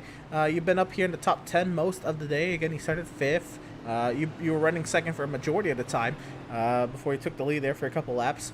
What has it been like running up here and getting to duke it out? You had a huge run there with Curtis Kelly, and then you've had the comers and goers, but some of the heavier hitters of the series. What's that been like? It's I trust a lot of these guys, so I know I can race them clean. I accidentally got into Muskrella earlier, just racing them hard, trying to get around them, because we all know how the spots are here. You want to take everyone you can and not give up any, because it's nearly impossible to get anything. So it's definitely been a fun race so far and a lot of hard racing. So I'm enjoying it, but you just got to watch out for the people that keep hitting the wall, so it just wrecks everybody. Right on. Well, Wyatt Brackett again, a valiant effort for a potential stage victory, falling 1 spot short there in stage 2, but plenty of time to outdo that. Again, you're going to be starting behind a lot of cars who pitted here, so you'll be restarting 11th, but best luck to you. Hopefully we're talking to you a little later on. You'll see me later. You heard that, Ed? I don't know how I feel about it, man. Did you hear him? A little bits and pieces, yeah. I was right there at the end. Figure out the order. Right there at the end, he said, "You'll see me later." Oh, so he's getting his shots already. Okay, got it. I love it. I love it all. I'm concerned. Mario Miranda, when he pitted, he had to go through the field. How are they going to get through the field? We haven't seen Steven Stepien back there further than, second. So, this is going to be an interesting restart. And for the first time tonight, it is since the initial start, it is not Steven Stepien in control of the restart. It is Austin Reedy. And Austin Reedy will lead us back to the green.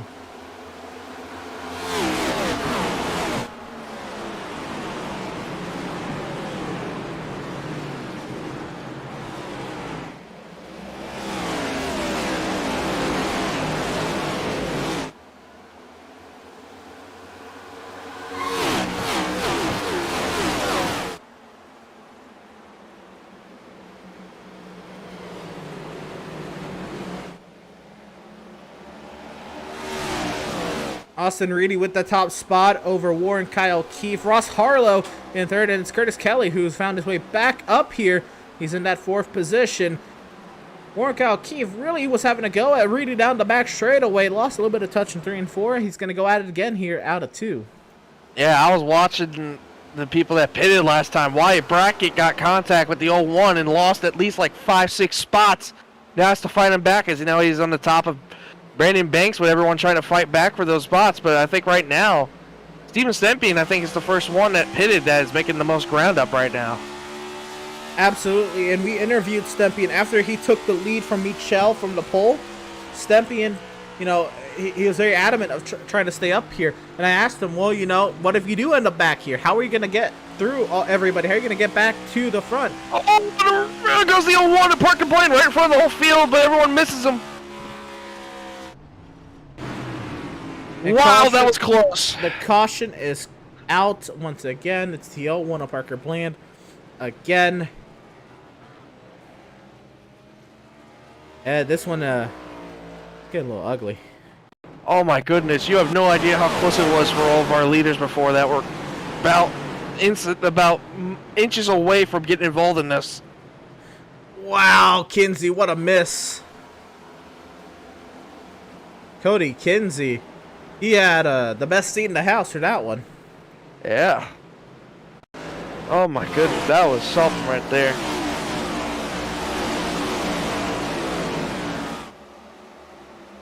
Here we go. Let's see what happened. In the turn 1, Plan was just trying to outbrake Cody Kinsey, and it took off on him at the center of the corner.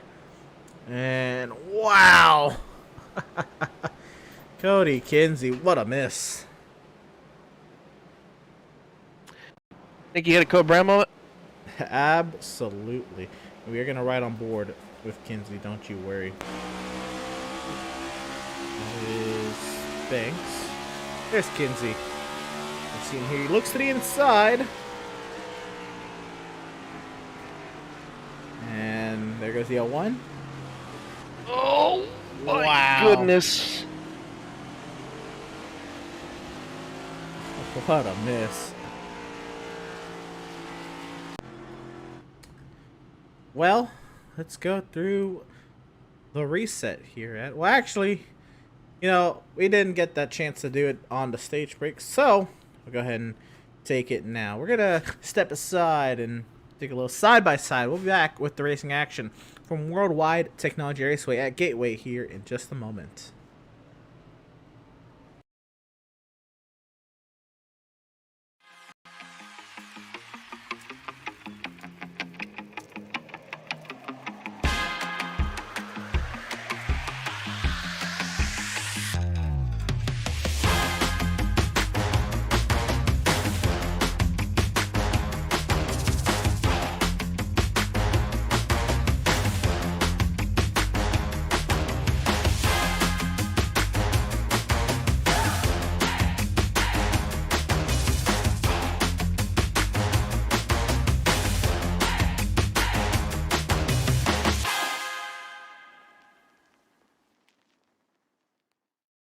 Hi guys, today me and Moose welcome to my extremely formal presentation of my two latest creations, the MPI Sync Chassis and the MPI Foldable Stand. When I created the MPI chassis, I wanted to have everything included. What it means.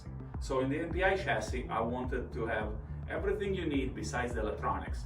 So it has the keyboard tray, mouse tray, adjustability, TV stand, computer stand, super stiff pedal assembly, a seat that if you don't have a lot of space, you can fold it If you have limited space, I solved your problem.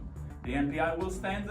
You can use any component you want on it, and at night, fold in half, very limited space, and you can put it away. You can use your own chair, your own TV, problem solved. There is Max Papis in the Ferrari. As great a race as Ferrari has ever won.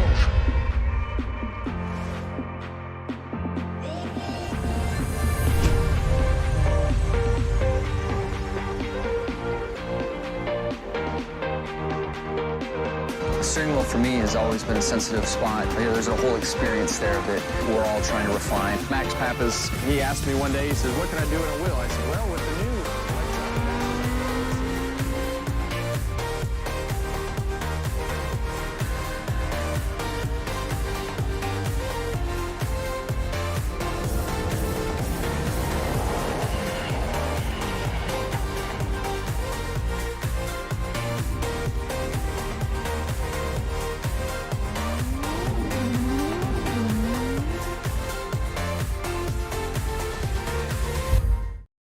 After months of quarantine, we're all interested in how we can become our best self. The team at Permanent Makeup and Cryo is here to help you get the flawless makeup look every day without the extra effort or time. When it comes to your appearance, you deserve the best care that money can buy.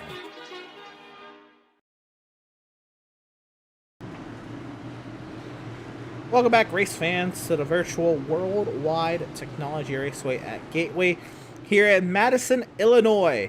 Austin Reedy is your race leader. Warren Kalkeith will start to his outside. Yes, Reedy elected the inside lane for the restart. Whole strategy. Let's see how it pays off for him. We're racing once again from Gateway.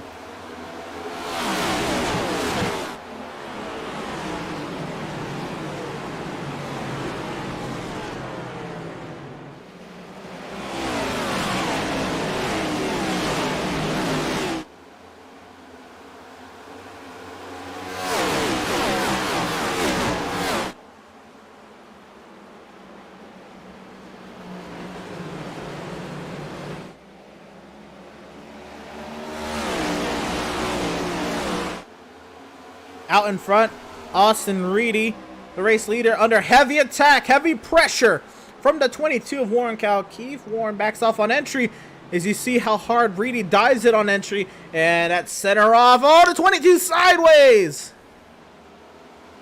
Yeah, Reedy's been opening the door for Warren, but Warren hasn't been able to make the pass work. You know, he buffled it on the restart, went a little too high to his liking in 1 and 2. Warren Kalkeith was able to make his way to the inside all the way down until 3-4, but Reedy had the better opportunity down 3-4 running that top. Oh, but, Harlow and Kelly nearly 3 wide on the front straightaway. Stempien wants Curtis. Stempien wants it. He's got those fresher tires. He wants to battle. He washes up and nearly, but no contact. Fall back in line behind the 29. Stempien the 5th, and he wanted more. You know, that Stempien's trying to flex a little bit of muscle, I believe now. That means Curtis Kelly's the freshest one on the new tires now, I believe, if I remember correctly. But, you know, I think Stempien has a little bit of a better car than Kelly, so I definitely think he wants to get out a little bit ahead of him. Kelly stayed out. Kelly's actually on some of the older tires in the field. Oh, really? Oh, yeah. But yeah, Stempien is the leading of those drivers with fresh tires. Also, Peel and Sanchez behind him. Oh, okay. I thought Kelly would have pit with them. Maybe he's hoping for a later caution.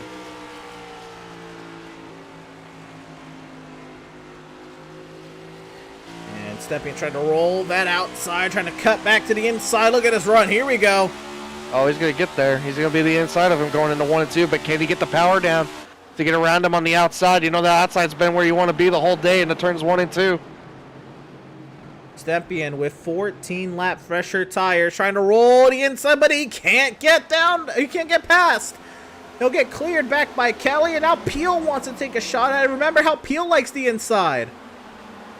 Yeah, Peel loves the inside. He's been making it work all day, but Curtis Kelly's putting up one heck of a fight for old tires, and definitely a round of applause to him, but I don't know how much longer he can hold this off. But as we're saying now, Austin Reedy is pulling away by 5/10 over Warren Kalkeith. And Austin Reedy is loving every bit of that. If anybody's communicating to him that Curtis Kelly is holding up the fastest car of the day, that is music to Austin Reedy's ears. Big time.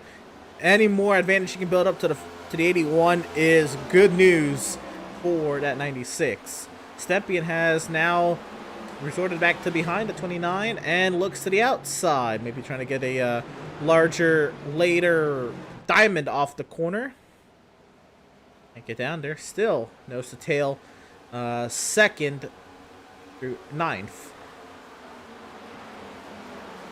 Yeah, I'm just curious if he might try to go a little bit higher, maybe possibly than Curtis Kelly in the 1 and 2. You know, you can go up a little bit higher. It's not like it's the end of the race for you, but it definitely is not recommended. You know, everyone wants to be on that little bit of a seam that you can see on that 1 and 2, not on the bottom, but it's that little darker patch that you want to be riding on. That's where everybody wants to be, but you can definitely go a little bit higher, but I haven't seen really many drivers try to pull it off. You know what I've just realized as well? Curtis Kelly is teammates to Austin Reedy. And that is huge. And Austin Peel's, of course, Steven Stepien's teammates. I don't think Peel's going to encroach on Stepien's attempt to get by Kelly. But I wonder if that is going through their head, knowing that, you know, that's a teammate to the race leader that wants to hold y'all up as long as possible. And wow, he straight lines the entry, and oh, powered by Curtis Kelly. He muscled by Kelly without even laying a fender on him. Okay, well, that's one way to get by him. Oh my. Now Peel's going to try it. Well, Stepien was not having it. He was tired of being held up. And Peel looked to follow suit, but that's going to leave Sanchez behind the 29. And, you know, I'm watching Curtis Kelly in 1 and 2. He's kind of letting that top be an option for them in 1 and 2. Like, he's not fully protecting it, but he's somewhat protecting it. So he could definitely make the pass up there. I just don't think these drivers are going to try it, really, as we're on board Wyatt Brackett, who a little bit fell off after contact with the 01 of Parker Bland a couple laps ago. Fell back a couple spots, but now he's trying to maintain his gap a little bit to Joe Sanchez, who's just in front of them, along with Michelle and Dakota Curtis, who rounds out our top 10. A pretty nice run for Dakota Curtis in the 1. Certainly. And I know there was a little bit of a frame drop there. We are A-okay. As I say that, fluctuates again. We are fine. But Stepien has powered back up to 4th, and he is now searching for a way past the 5 and the 22. Searches up high and back down low, trying to get that diamond off, and we'll see how aggressive Stepien will be to a Harlow or a Keith on his way to a potential Reedy. Yeah, and watching Harlow last week, you know, he really is an aggressive driver. I don't know how he will be at protecting, but I know he's aggressive at getting through the field as fast as he can. He had a penalty last week that costed him a little bit of a good finish, but he powered through it and got a really good strategy going and was able to pass a lot of cars as Parker Bland again is going around, and we're under caution again in turns 2. Parker Bland is sitting still in turns 2. Parker Bland, he has not had a good day today. It's been a struggle for this 01 machine. And let's see what happened on this one. The 01 of Parker Bland.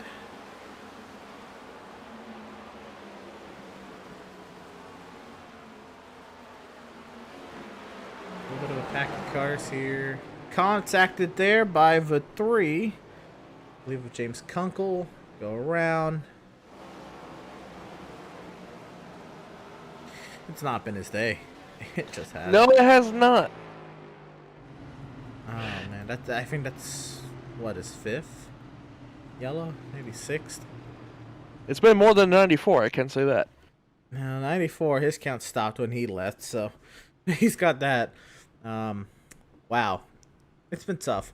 Well, yeah, let's look at the conditions. The track temp. I mean, it's still up there. It's dropped 10 degrees. It's still hot. 118 degrees Fahrenheit. Still no joke of a track temp. And wind stayed calm. Air temp stayed calm. It's just the track temp has risen and dropped, and it's changing conditions out there for these drivers.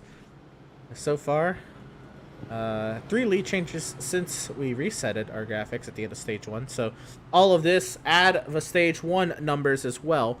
And we're looking at about 13 yellows for 40 9 laps now. And, well, the lead change number didn't change because there was no lead changes in stage 1, technically. But technically, the pole sitter lost the lead on the opening lap, and there was technically no lead change. So, 13th yellow of the day, Ed. 3 lead changes. It's been a wild one, to say the least. It's been the Steven Stepien show for the most part, but since then it has well, so he pitted at the end of stage 2 caution, but with how many yellows there were in stage 2, a lot of other drivers took advantage of that, and Stepien then came out the stage 2 yellow after winning the stage narrowly over Wyatt Brackett. He's since been steadily working his way forward. But we're now coming this time by to 76 laps to go. He finds himself in 4th. The competition is high. It's harder up here, but he has 14 lap fresher tires. That's just to kind of recap everybody to this point of the race. It's been pretty wild. Yeah, the big thing though, he had to use his tires at certain moments to get around people. We saw him use his tires to get around Curtis Kelly, so I just don't know how much of it he's been over abusing, basically, as I would say, to get around our leader currently of Austin Reedy. But I mean, he's working his way up, but I don't know, I don't think these cautions are really helping him much. I think he needs it to stay green a little bit more to be able to get by the 5 and the 22. But I definitely think he can be able to pull it off, but I don't think that 53 is going to, be falling in line for quite a little bit longer. I think he might want to take control, possibly being the one in the fresh tires group to lead him back to the front. Certainly, and that battle is between Stepien and Peels. Kelly is still in between them and Sanchez and Brackett, for that matter, and Curtis and Kinsey in that group, and Curry and Miranda. How about Mario Miranda? He was up there. He was as high as 2nd. He was chasing down Stepien, and since then, it's been trouble. Yeah, he spun out, I believe, like a couple laps ago in the end of stage 2, was in the grass, pitted early, had that damage of getting involved with the back of the pack, and had some little bit of assistance, getting front end and rear end damage, but he's slowly but surely making his way back up to the front, and our point leader's still showing a little bit of flex that he can still manage a good finish, even with a damaged car. And you mentioned our point leader, and that is what he is. He is our point leader. I can't help but think about this guy having already 3 wins on the season, the point leader by, at this time, about 72 points. We talked about Dover and how he didn't pit on a caution that was right there at the end of a stage, but he didn't pit on the caution that was just before the end of a stage in order to try to win the race. His explanation for that after he won that stage 2 was, well, I didn't get points in stage 1, so I want to make sure I got some bonus points here in stage 2. Well, he already has a 72-point lead. This guy is always thinking about points. He is always one to think about his season long term. As we are doubled up and getting ready to go, it is driver of the 96, Austin Reedy, as your race leader on the front row, getting ready to lead this field back to action. Green flag back in the air, racing once again from Madison, Illinois.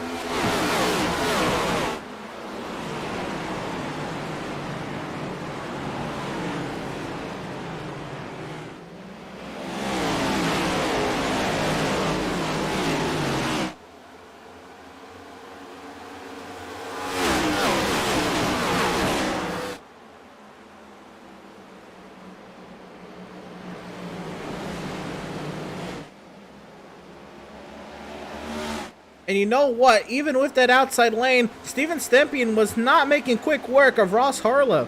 Stepien is still in that 4th position, and it's Austin Reedy over Warren Kyle Keefe over Ross Harlow, and Steven Stepien lost and Peel the top 5 bracket. And well, bracket made easy work of Curtis Kelly, but Joe Sanchez is still stuck behind Curtis Kelly, trying to work to the outside now.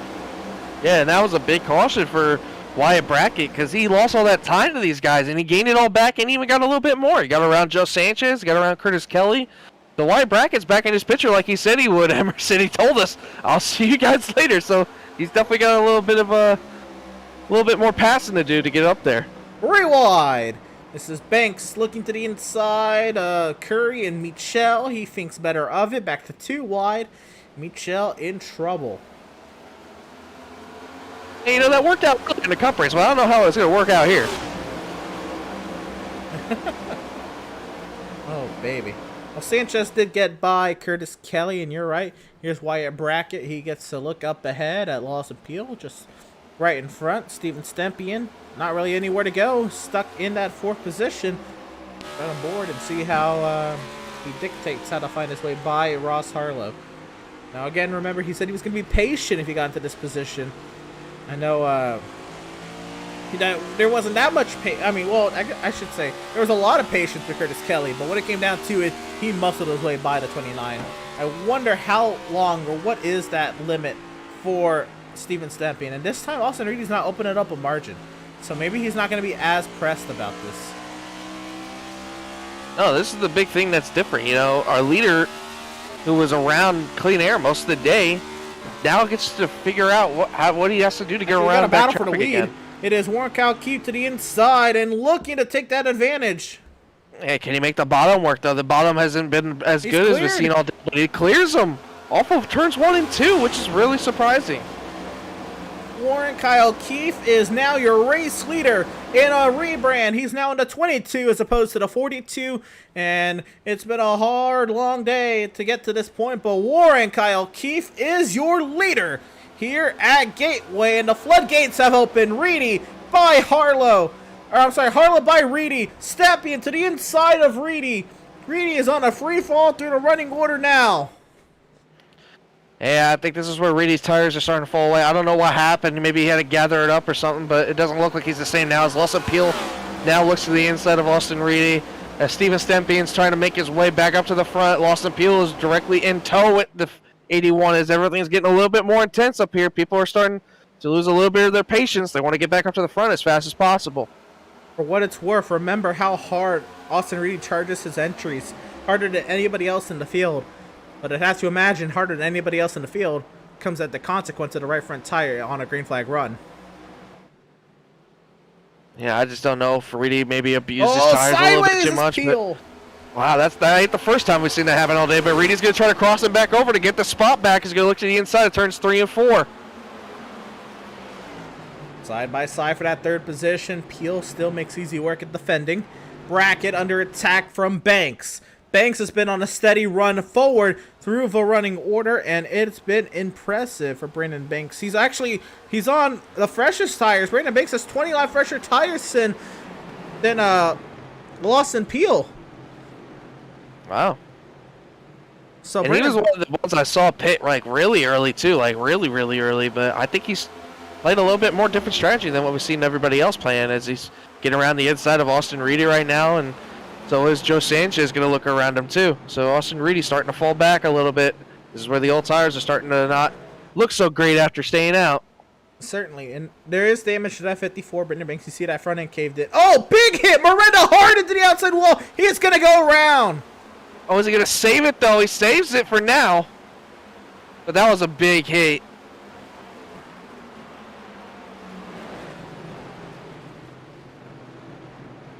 Mario Miranda's going to try to gather it back up, but I don't see how this car is going to react as well as it was all night. You know, he's been making his way. Oh, we have a big crash on the back straightaway. Right in front of the Mario Miranda. The 45's around. The 42. Kinsey is destroyed. Oh, my. And that's a driver who was having a good run earlier, who needed a great run. And you're right, massive wreck on the back straightaway. Let's see what happened. Here's the 93 Cody Kinsey. I believe it starts with him. Yeah, it was right at the opening in the wall. I saw a whole puff Oh, of the smoke. 77 of Brian Curry hooks Kinsey. Oh, and then here comes Oldfield. Fulham, Oh, the 45. nowhere to go. Oh, no. And the 18. Anybody else? Oh, everybody else misses it. Unfortunate circumstances for Cody Kinsey. Wow. But we're gonna see it here. We got an interesting thing going on right now, Emerson. Everybody's coming to pit road now, and I mean everybody. Well, one more replay here. We'll take actually a couple more here. Can do nowhere from man. to go. Wow, 42 couldn't avoid that. Hey, he got directed right into the hole in the wall. That opening right there. Yeah, right. That's where that sticks out too. That's a hard hit too, like front end to the wall. We're gonna ride this one with the static camera because of the shot you get later down the back straightaway. There's the contact there. And here we're gonna see a lot of what happens here. And there you see the 45 and the 42 into that hole in the wall. The 77 goes around car hard into the inside wall there. A green car. Can't make out who that one was. Oh wow. Big hits for a lot of these guys. And intriguing enough, there is 5 cars who stayed out. It is Kip Easley, Dustin Reeves, Logan Sturgeon, Chris Shoemaker, Parker Bland. Oh my. You remember the last time Parker Bland stayed out too, right? He held off a lot of people and almost wrecked himself. Wow. So I don't the one know. I'm surprised that they pitted was Brandon Banks. He had 20 lap fresher tires than everybody he was racing. I think that was just a little bit of wanting to stick together with the group and what they were doing because, I mean, everybody was ready to come to pit road. So I think he didn't. I think he was a little bit. Well, yeah, but I think it was a little gut shot of how many was probably going to stay out because I don't remember where Kip Beasley was before we had the caution. I think he was, I want to say back in like 15s, 20s, maybe. I'm not sure. But I just probably a little bit of thinking. Probably he didn't know how many people were going to stay out. Well, Ed, go ahead and find out. I'm going to send him your way. Our new race leader, Kip Beasley. Kip Beasley, it's the boys in the booth. You got a copy? Yeah, I got a copy. Well, Kip, I'm going to be honest with you. This is an interesting strategy call. Yeah, I had to do something. I started in the back and got a little damage earlier in the race, and just pitted about 15 laps ago, and we're just going to stay out, see how this works. Well, I don't blame you 100% for that. You know, a lot of drivers in their day, if they were back in the field and couldn't get up track position, they just stay out and see what helps for the best. But I definitely like the call. I definitely respect you for making it. But you think you got what it takes to hold off those boys that just took fresh tires? I know they're going to be coming like a wild pack of horses. No, I don't have anything for the guys. I'm probably a mid-pack car for sure tonight. I've got a little damage on the front end. It's hindering me a little bit, but we'll see. You never know. We'll see what happens. Oh man, just try your best. You know, have some fun out there. You know, you're getting some good time on TV. You know, but you know, hopefully if it all turns out right and maybe some cautions turn your way, maybe we'll be talking to you later. But good luck the rest of your race, though. Yeah, absolutely. Thanks, guys. Appreciate it. Driver of the number 27, Kip Easley. And, oh gosh, Kip, where am I putting you down in? Prestige Worldwide. Prestige Worldwide, I thought so. 10-4. Alright, best luck to you, driver. Thank you. I really gotta had make you that list for you. I had it. I lost it. We really gotta make that list for you. You know, I'll get working on that. It's a large field. Alright, well, the field in the hands of Kip Easley and the 27 machine. He has control of the field, and we're back to green.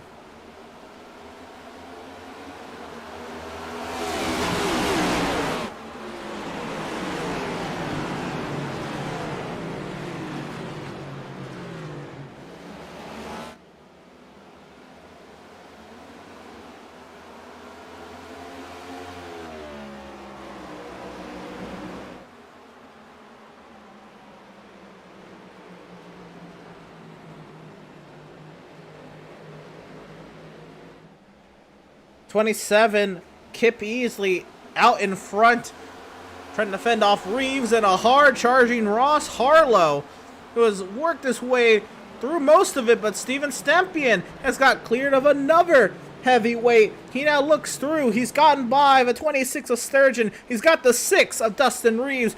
And Steven Stempian is by him. Steven Stempian wants to get forward, and he's now got his eyes set on the battle for the race lead. Kip Easley trying to fend off the 5. And Lost Appeal and wide bracket have went three wide with at least 3 different cars in 2 laps. So they're both making their way through together, holding hands just about through every single car. So they're definitely trying to get back up there too. But there's a lot of carnage going on back here. A lot of old tire cars, a lot of new tires trying to get through the field. But everybody's making their way through pretty nice and cleanly as we see Ross Harlow make the pass for the lead. New race leader Ross Harlow. Steven Stempian wants to follow suit as quickly as possible. Warren Kyle Keefe works to the inside of the 6 of Dustin Reeves, and Stempian not able to make the easiest of work on the 27 of Easley. And he's going to try to make the move on Easley, but if he's going to make it move, he's got to do it quick because that 22 behind him, he's going to make the move, I think, sooner or later. He's on the fresher tires. You know, he's going to have a little bit fresher stuff than he had earlier, but as I say that, Wyatt Brackett and Lost Appeal are coming back into this again. They just got around the 6 of Dustin Reeves. Now Joe Sanchez is trying to make his way by him, but as soon as I say that, Stempian's on the move, and here he comes. He's only 5/10 back and looking for the clean air to get past Ross Harlow. That is sideways. This is Kip Easley nearly coming down into the 53 of Lost Appeal. We stay straight. We stay green. And charging into the corner, Sanchez and Curtis Kelly, the next drivers, up on the list to try to work their way forward. Up front, it's Ross Harlow. 4/10 of a second advantage. But it's dwindling. Whoa! Block from Curtis Kelly on Sanchez into the corner. And maybe not a block, maybe trying to make a move. I think it was more of a second on the 27 for a second. But yeah, the 29 and the 55 were trading paint a little bit on the back straightaway, but I don't think that's what Curtis Kelly was trying to do. I think he just really wanted a full set. As I say that, Brandon Banks just sends it down to turn 1. Oh my goodness, he pulled a Ross Chastain just about. He just about full send it with no brakes. Now Austin Reedy to the outside of Banks. That's going to put Reedy up in the 9th. Trying to get by Easley, but he's boxed. Yeah, talk about in a box. He's literally in a box as he can't go anywhere. The 27s were on the top, the 54s were on the bottom, but I think he's going to follow this 54 through on the bottom. Here he comes. Here comes Reedy down the inside of the 27. Maybe make it 3 wide down the apron, maybe? No, he's just going to push the 54 down the back straightaway into turns 1. Brandon Banks dives it back down to the bottom. He gets it into the corner. Reedy looking to size him up now. He's got the run up off the corner. Banks holds station to the outside. To the inside. Looks to 96. And this is going to be interesting. Is Reedy going to pull the crossover? No, he's going to try to stay clean with him, and it's really tight. A little bit of contact on the left rear. Brandon Banks is going to try to make the outside work to get around the 96, but as I say that, Reedy's still there just barely, but behind them, the 27 is fighting off Dakota Curtis in the 1, who's also on fresh tires. And is that Richmond race winner Zach Wilson trying to get inside this top 10? Look at him. Didn't he spin out earlier? 33rd in points, Zach Wilson, and you're right. He's had a rough day, but you know what? I think these short tracks, and these tracks that drive more like short tracks, they fall right into Zach Wilson's wheelhouse. Yeah, I mean, he's showing it, man. I mean, talk about, you know, he was up close to the top 10, then he's had the moment where he spun out, and then he had to recover from being a lap down, got the lucky dog, and now he's back up here in the picture again. Zach Wilson, again, desperately needs a good run. If there is a cutoff to make it into the playoffs, that is the top 30, he needs a good finish tonight. Oh, Warren Kyle Keith about had a moment off of turn 3 wide going down the back straightaway going into turn 3. Oh, again, Wyatt Brackett and Lost Appeal. I think that's the 5th car now they went 3 wide together with. Peel dove it on the inside. I know Peel likes it inside, but I don't know if he likes that shallow of an entry into the corner. Still side by side. Brackett pops the wall. Oh, man, these two just won't let it go. I mean, they've just been side by side the whole time just about. Meanwhile, Stempian cannot. Oh, sideways is Peel. Oh, what my a catch. goodness. And out to the inside. Look at this. Oh, my God. All the way to the grass, Curtis Kelly. Kelly's going to keep it in there. To the inside, 3 wide, contact! Oh my gosh! Keith gets bullied. He's really getting bullied. And Joe Sanchez says, thank you, come again. Thank you for the 2 spots, and he looks forward into the top 5 is the 55. Oh my goodness, what race have we got going on? We got 50 to go. Warren Keefe all over the rear end of the 29 of Curtis Kelly. Meanwhile, Stampian, he has met his match, and I think it is another driver in clean air that isn't him. No, I don't know. But like you said, the clean air is prevailing. I mean, Ross Harlow is running a little bit more faster than Steven Stampian. As I just say that, and Steven Stampian runs faster than Ross Harlow that time. But Ross is starting to move up the track just a little bit more than Steven is in turns 1 and 2. I don't know if that has to do with the old tires or what. But you can see going down to turn 1, he moves up a little bit more than I would like him to in 1 and 2. But I think 3 and 4 is where he makes it all back up. You know, he runs this 3 and 4 a little bit more better than Steven, but it looks like Steven has a little bit more control with the fresh tires.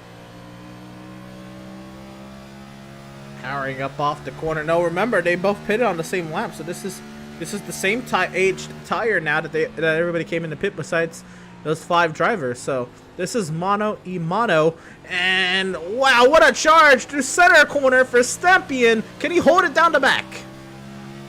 I don't know, but again, the 5 moves up the track. This is where the 81's been better. He makes up all that time. Look at him. He just eats him up in the center of the corner. He's going to have the exit going down the back straightaway going into turns 3 and 4, but this is where they're just about even. You know, Steven might gain a little bit more time, but the 5 powers it down there. He even tries to send it, but I think this is where he meets his match. The 81's going to be there. And you know what happened right there? Stampian got a huge run to the center corner, almost too big of a run. He allowed Harlow to restrict his exit. Yeah, Harlow was just trying, I think, as hard as he can to possibly not let Steven get the top, but hey, I think Steven's just taking it. Look way back there. You see Peel and Brackett going at it. Yeah. Oh, these two just can't stop. You see it back there. We're watching this battle for the lead, but you can still see the battle for third as well. Look at Peel. Dives it in there. Up the track. Peel's got third. Here's the crossover. Oh, he shuts the door on him. Oh, baby. Oh, contact. Oh, my goodness. Oh, man. No, I think they don't understand. They still need to catch the 2 in front of them. I don't know if they know that. They still got 45 laps to go. They still got to finish. Oh, man. Wow. It's getting exciting here at Gateway, man. I mean, this has been amazing so far. These two have been putting on a show. Here comes Joe Sanchez into the picture just behind him. Here he comes.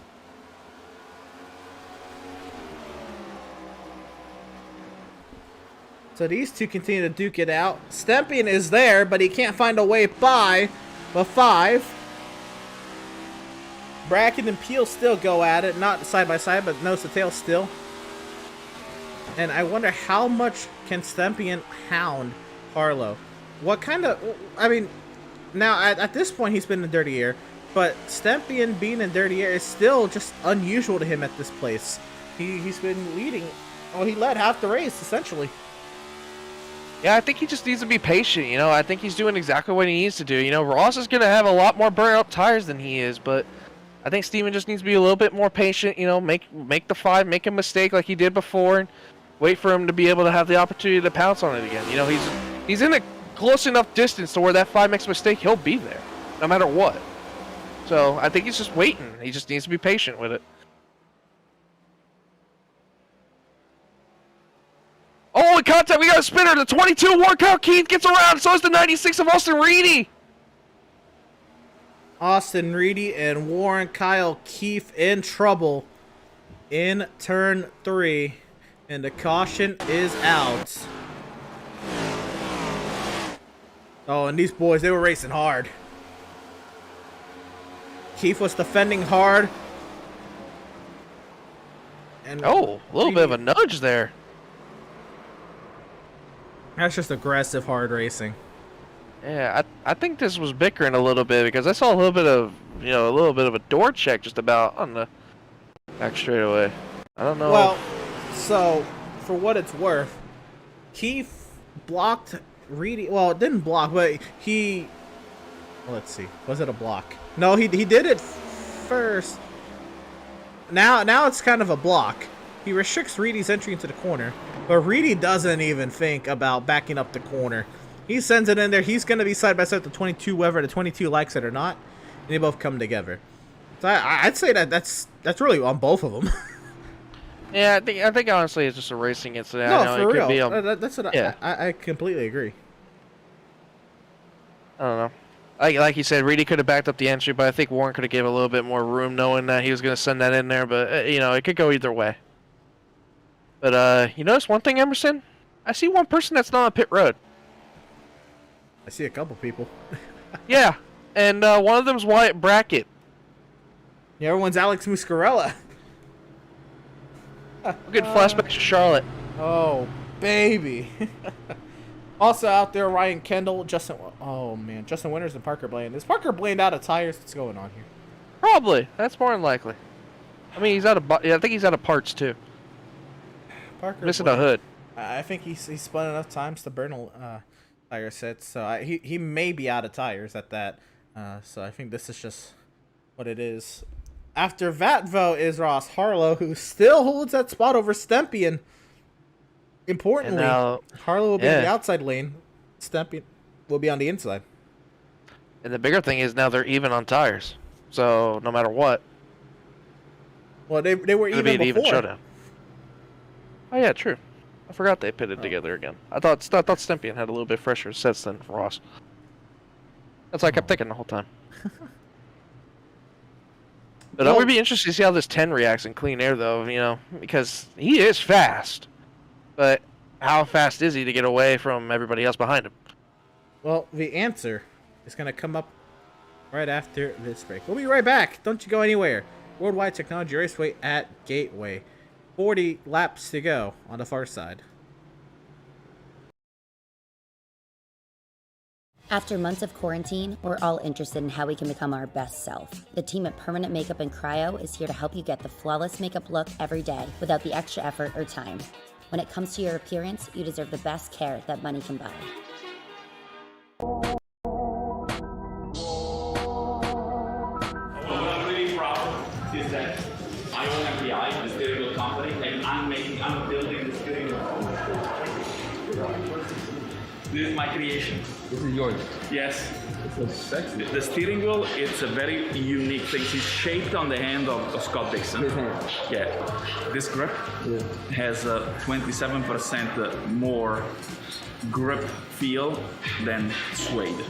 Scott in the race is gonna make less effort when he drives. When you're in the car, it's like having 40-pound dumbbell like this, maybe more. In the car. For how long? 3.5 hours.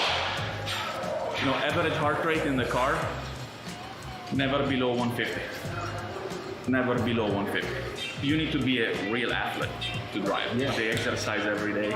So this is my creation. Amazing. And we did.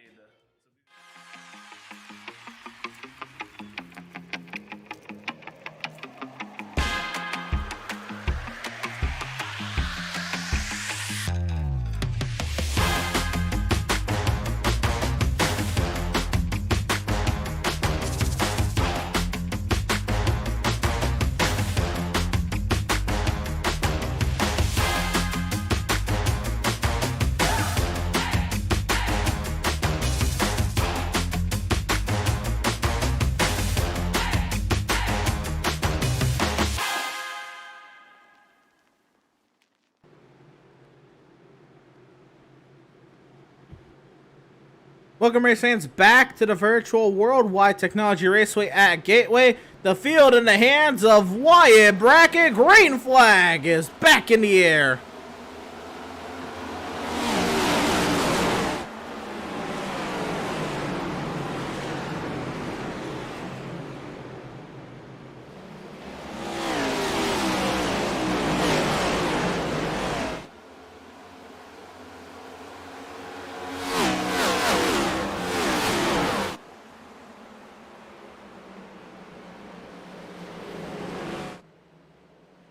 Winners up the track. Harlow up to third. Peel, where's Stepien? Stepien's still in traffic. Yeah, Stepien had a moment. He got contact with the 29 of Curtis Kelly that made them both sideways off of turns 1 and 2, but now Stepien's starting to make his way through the field. Powers by Muscarella. Bracket up the road. Peel wants a piece of the 48. And he's going to look to the inside, maybe possibly send it into turns 3 and 4, try to do the little slide job as he's going to try to power it in there, but the 48's still hanging tough on that outside. He'll clear him. Oh, Peel just wraps that bottom around very nicely. And here we go for the lead once again. Harlow, Brackett, Stepien still trying to get by Kendall. To the inside looks Harlow, not there. Oh, how hard is Brackett going to fight this? Well, he tried. Oh, not as much of a fight as I thought. It's not over. Brackett still gets the run on the exit. Yeah, but can he clear him? Harlow's probably going to pack this in there. He's going to send it down to turn 3 and 4. He's going to make the slide job work. Brackett's going to send it also, but Peel's going to get in there. Oh, he's going to shut the door on Peel just about. Harlow to the lead. Brackett powers and muscles by. Not up to second just yet. Not cleared. And trying to clear up. Still not clear. He'll send it into 1 and Peel's by. Stepien took him a moment, but he's by everybody else but Harlow. Brackett to 4th, and Zach Wilson, the Richmond winner, cleared to 5th. Yeah, and this is what you said. Zach Wilson's kind of territory, the short tracks, you know, this kind of plays in that favor. So definitely seeing the 51 showing up to play now. A new contender, possibly for the win tonight. It boggles my mind. This guy dominated Richmond. 324 laps of those 400. Won that race, and he only has missed 1 race this season, and he's 33rd in points. Here's his battle for 3rd. Stepien and Brackett. Yeah, I don't think staying out is paying off in Brackett's favor, but Harlow, Peel, and Stepien now getting around him. Now Stack Wilson's going to try to look around him, but Harlow's starting to pull away a little bit, but not a lot. Lawson Peel's starting to gain on him just a little bit. Stepien's now down a 1.3 second deficit. Stepien's got to get on it. He's going to have to burn up some stuff here because he's got to catch these two or have them start really battling. But Peel understands that. Peel won't do too much more than what he has to do. No, Peel has been more of the side-by-side racer, as we saw him do it with Brackett earlier, but he definitely knows what he has to do. I think he has to just be a little bit patient. You know, we got about 35 laps or so to the end here, so we're going to be a little bit wild, but if he catches the cautions at the right time, this might play in Harlow's favor. If not, if this goes green, I kind of like where Peel's sitting right now. Certainly, Peel can roll that bottom. Peel's got options. Peel's got a car that's pretty clean for what it's worth, and he's got his crosshairs on that 5 machine. Stepien has closed up already a little bit. Brought it to 1.1 seconds, so he's getting a couple tenths. Harlow and Peel still sizing each other up. Brackett continues his free fall due to running order. Joe Sanchez to 5th as he is trying to size up Richmond winner Zach Wilson.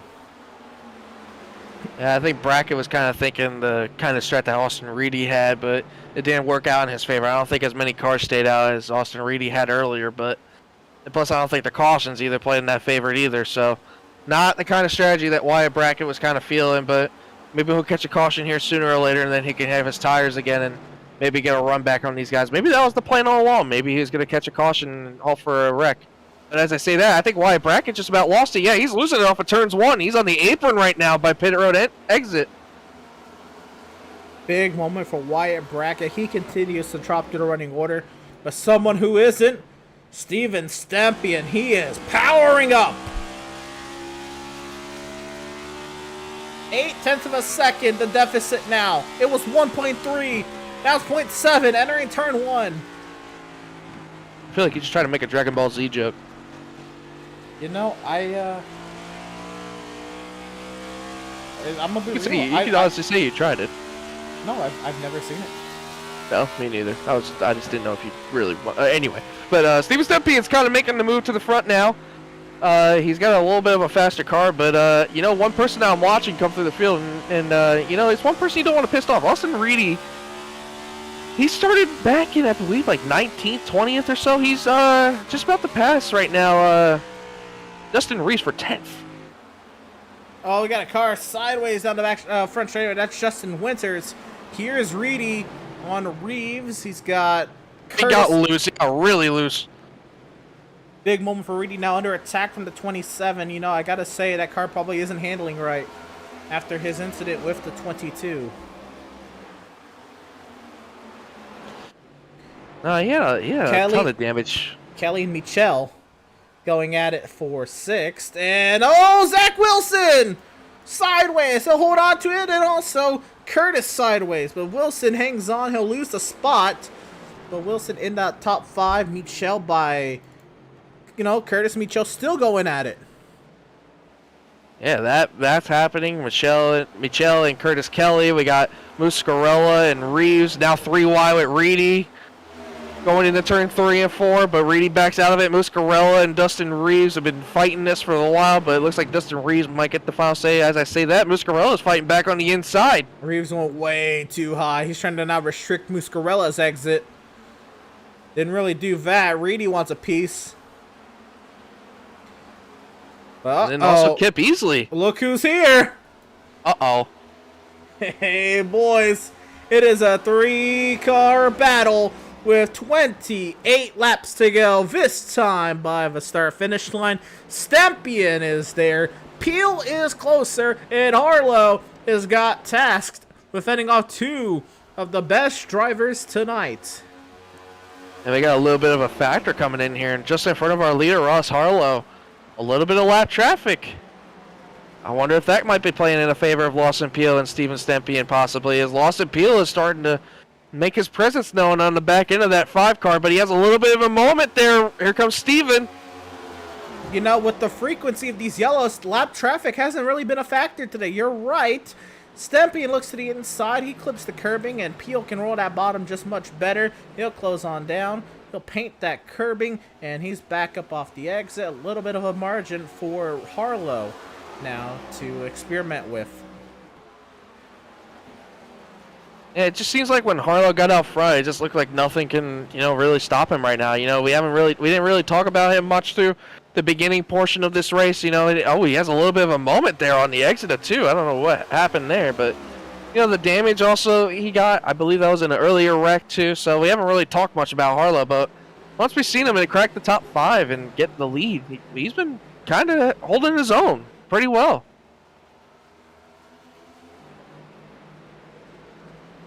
Checking in on the battles around the field.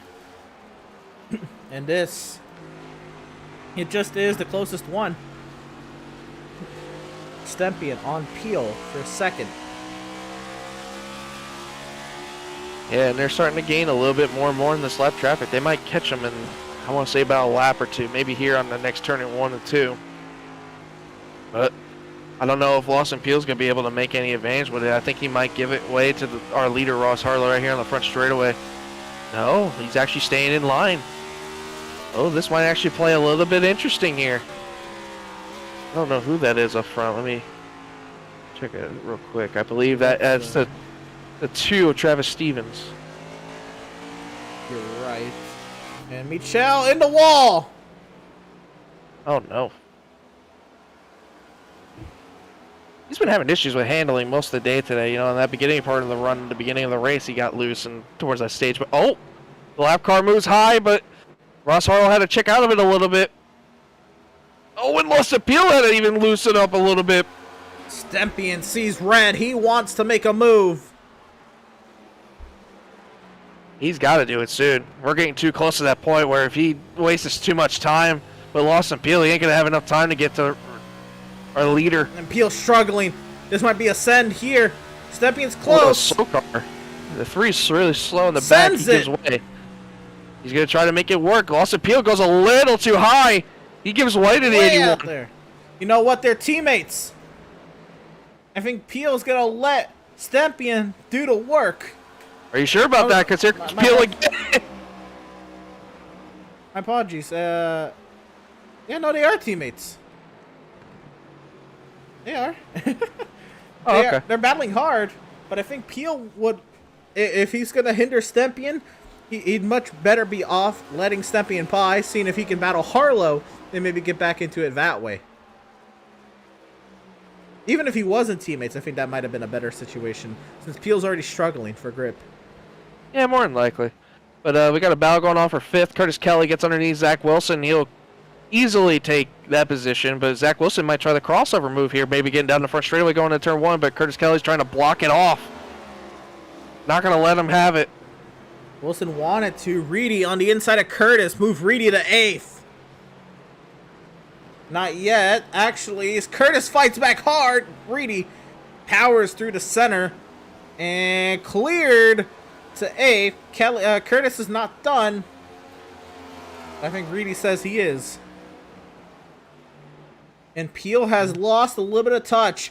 Stempian is there. Oh, he's there all right.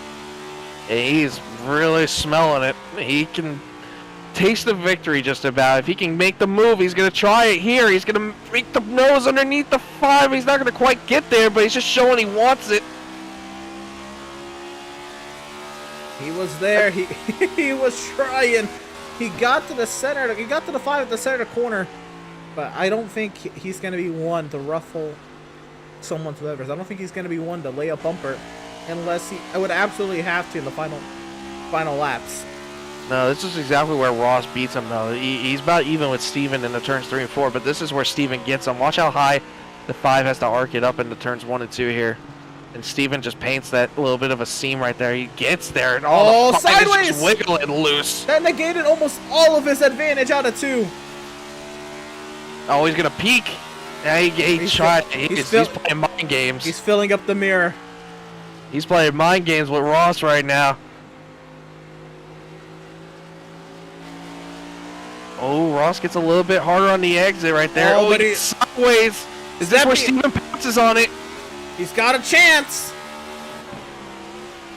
He's there. Inside. Harlow gonna try to restrict his exit.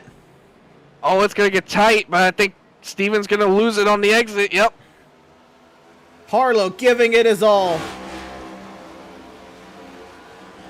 Peel's getting back into this while they continue to work on each other.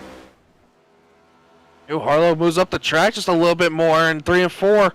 I don't know if he did that on purpose or what, but I think he's trying more of a diamond look. But Steven got a better 3 and 4 right there on the exit. He's gonna try again in the 1. He's gonna stay behind for now. I think he wants the exit out of 1. He wants the exit out of 2. Oh, Lawson Peel. A heck of an entry. He sent it in there. Now Stempian stuck with. He's got a huge run. Looking to the inside. The block. It. Oh, the contact. Up the track goes Ross. You get 1, 2, but you don't get 3 blocks. Harlow tried, and Stempian powered by. Now if you're Lawson Peel, what do you do? Well, this is your teammate. How much are you willing to rough up your teammate? Both of y'all both have 2 wins on the season. So both of y'all are looking for a 3rd. Hey, you know how big of a flex that would be back at the team shot that I have 1 more win than you do, though. Sure. There's still a lot of racing to go. I think if they are going to battle, Peel's going to wait another 10 laps or so because he doesn't want to jeopardize, you know, with 16 laps to go. But don't count out Ross Harlow either. He stayed pretty gathered up, but I don't know if he's going to be able to gather it all up to get back. But he's still hanging around, you know. If anything happens, he's still there. What does he do possibly if he gets back to the 81? It'd be intriguing. But I think that chance continues to dwindle as Peel catches the wall, and I think Stempian might just have his car under more control. Reedy by Michel. Reedy to 7th. And Michel had a moment. He was about almost losing it in a second on turns 2. This is Banks on Sturgeon. Sturgeon was one of those that stayed out. Banks should make easy work, and he does. Not. Ooh, does he? Sturgeon fighting back on the top. He's still. Oh, he gave it up. Yep. Oh, I don't know if he gave it up. I think I don't know. more or less ended up. Michel's still fighting that handling. That car is not happy. Oh no, it's not. That right rear is screaming. I wonder if there's any suspension damage from how hard he pounded the outside wall. Maybe that right rear is kind of, seen better days. The whole right side, actually. He's got decent right front damage, too. Bracket on Sturgeon. Can't get down there. Brandon Banks got around Dustin Reeves now. Oh, and around goes Wyatt Brackett! Does he save it? We said green. Still straight. Wow. I was not expecting that at all. I don't think he's going to live up to that promise he kept to us. It ain't over. Hey, you never know. That'll be close. Oh, he's going to try again on the 26. No, the 75, excuse me. Yeah, Feltz got on by when Brackett was sideways, and he's clear for now. What about this? The day that Steven Stempian has had. Pretty wild, nonetheless. He led every lap until lap 97, where Wyatt Brackett decided he was gonna make an appearance on the stat sheet. Powered it into turn 1, took the lead out of 2, and led 2 laps, nearly en route to a stage victory, as Stempian, with a last lap pass of stage 2, took the lead back and won the stage. Then, with how caution-filled stage 2 was, Stempian, who stayed out most of that stage, or all of that stage, had to come in and pit. Drivers who pitted 10 laps before the stage caution, well, they didn't. They stayed out. Stempian restarted 11th. He had to claw and fight through the field. He got up to 4th when a neutralizing caution came out, and everybody came in for fresh tires. 5 cars stayed out. That put Stempian back when he came off the pit lane in 7th. He lost ground at that restart to 9th. He had to claw and fight through the cars that stayed out and the cars that were on the same tire as him. Then he got clear of everybody else but the drivers who were away in the lead breakaway. It was Peel and Harlow. Peel stalking Harlow nose to tail, as Stempian had a 1.4 second deficit to make up. And not only did he make it up, he powered by his teammate Lawson Peel, and he duked it out with Ross Harlow, and Steven Stempian is now the race leader with a 6/10 of a second advantage over teammate Lawson Peel and gaining. Not gonna lie, that was one heck of a poetry there, Emerson. I love that. It's like telling me an essay in like some kind of English class right there. But that was great. You had me tearing up here. But yeah, Steven Stempian showed a little bit of muscle here tonight. Started second. Well, shouldn't say he started second, but I mean, you could basically say he had the pole from the way he took off in the beginning laps. But I didn't even remember that. You're right. Yeah, he took off. I mean, he was gone. But one heck of a night. Showed that he had the power underneath that Chevy. But he's doing everything perfect. He may look like at moments that he didn't look like he was going to get back up there to the lead, but, it's never over till the fat lady sings, and she ain't singing. I'll tell you that much. This race is far from over. There is still plenty of race to go around. I'd say we still have over 10 miles of racing to go. And Stempian trying to seal the deal. Other drivers trying to. Austin Reedy is trying to get to 4th on Curtis Kelly. And if there is no more alters to the race, this is probably going to be the end of Austin Reedy's march if he gets by the 29. Yeah, this would actually be for 5th. He got around Zach right. Wilson for 6th, and this would be for 5th on Curtis Kelly. He was kind of close to both of them, but he was making his way little by little. But Joe Sanchez is now getting closer and closer to Ross Hollow for 3rd, so we might have a new 3rd place in a little bit here.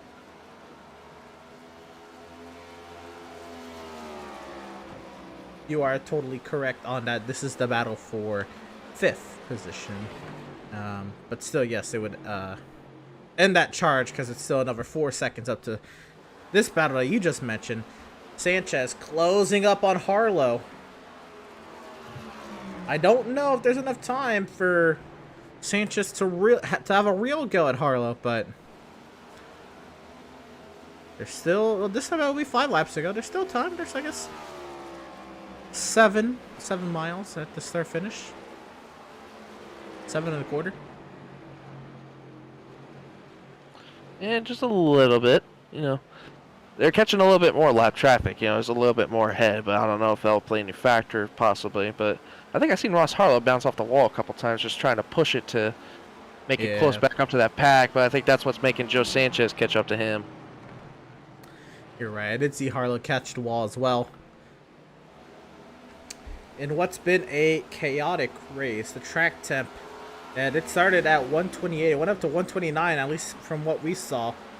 104 now. Man. What, did we catch a snowstorm or something out here? It really cooled off. Well, Shoemaker's going to hold up Sanchez there. Chris Shoemaker holds station. Sanchez gets on by.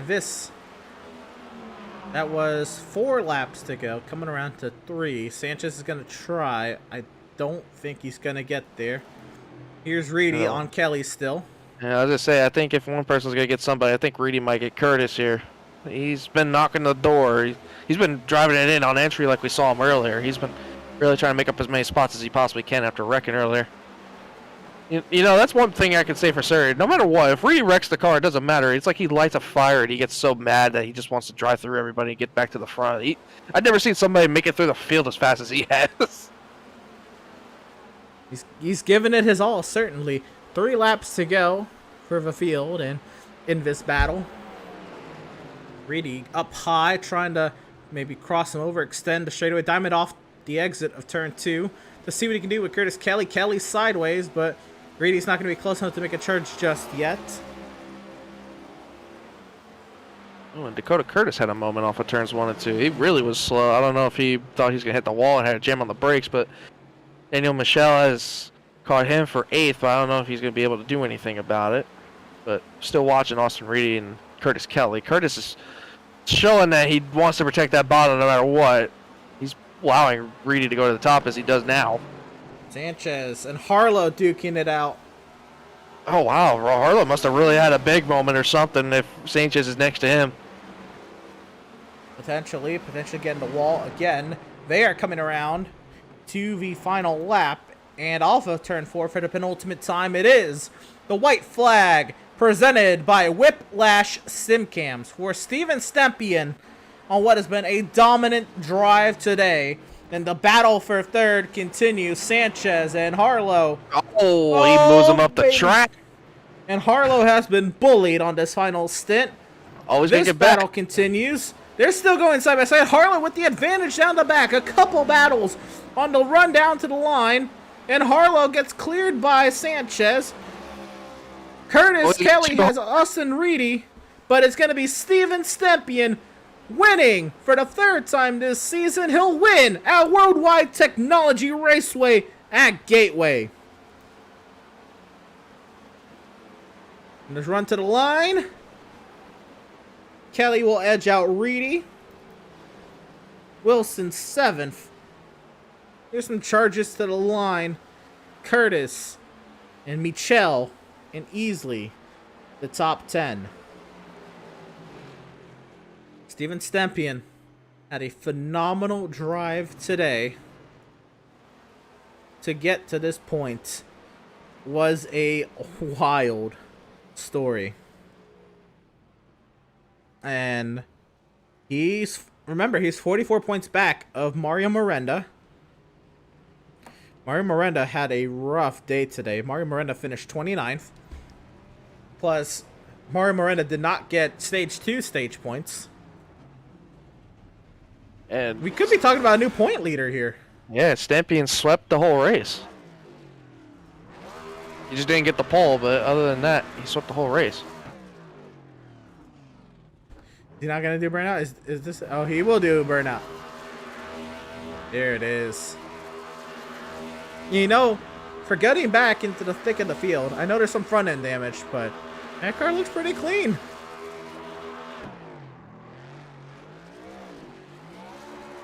Yeah, I mean, somewhat. You know, he's got a little bit of crinkle there and there, but other than that, it still looks good. Good night all around for that 81 car, man. He definitely showed he had it.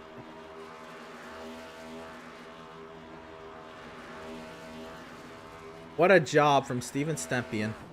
And they'll blow the engine. Well, let's go ahead and get him on up here.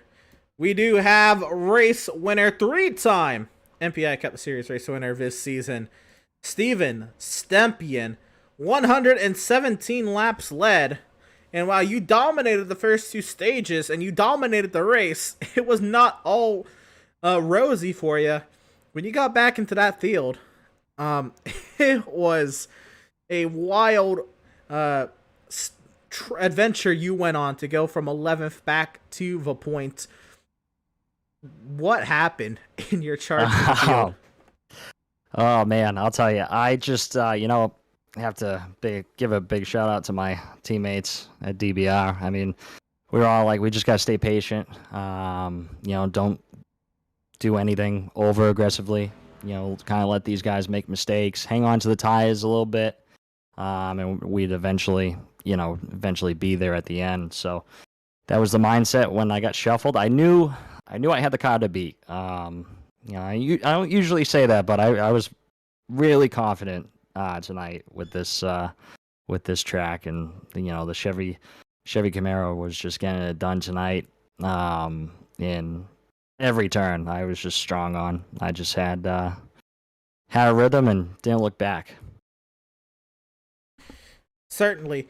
It took a while for you to get challenged in this race. It took 97 laps before you had your first formidable challenger to your lead today, and it was Wyatt Brackett who kind of snuck up, I guess, and took that lead from you. Really nailing his restart there right at the end of stage 2. You passed him back for the stage victory.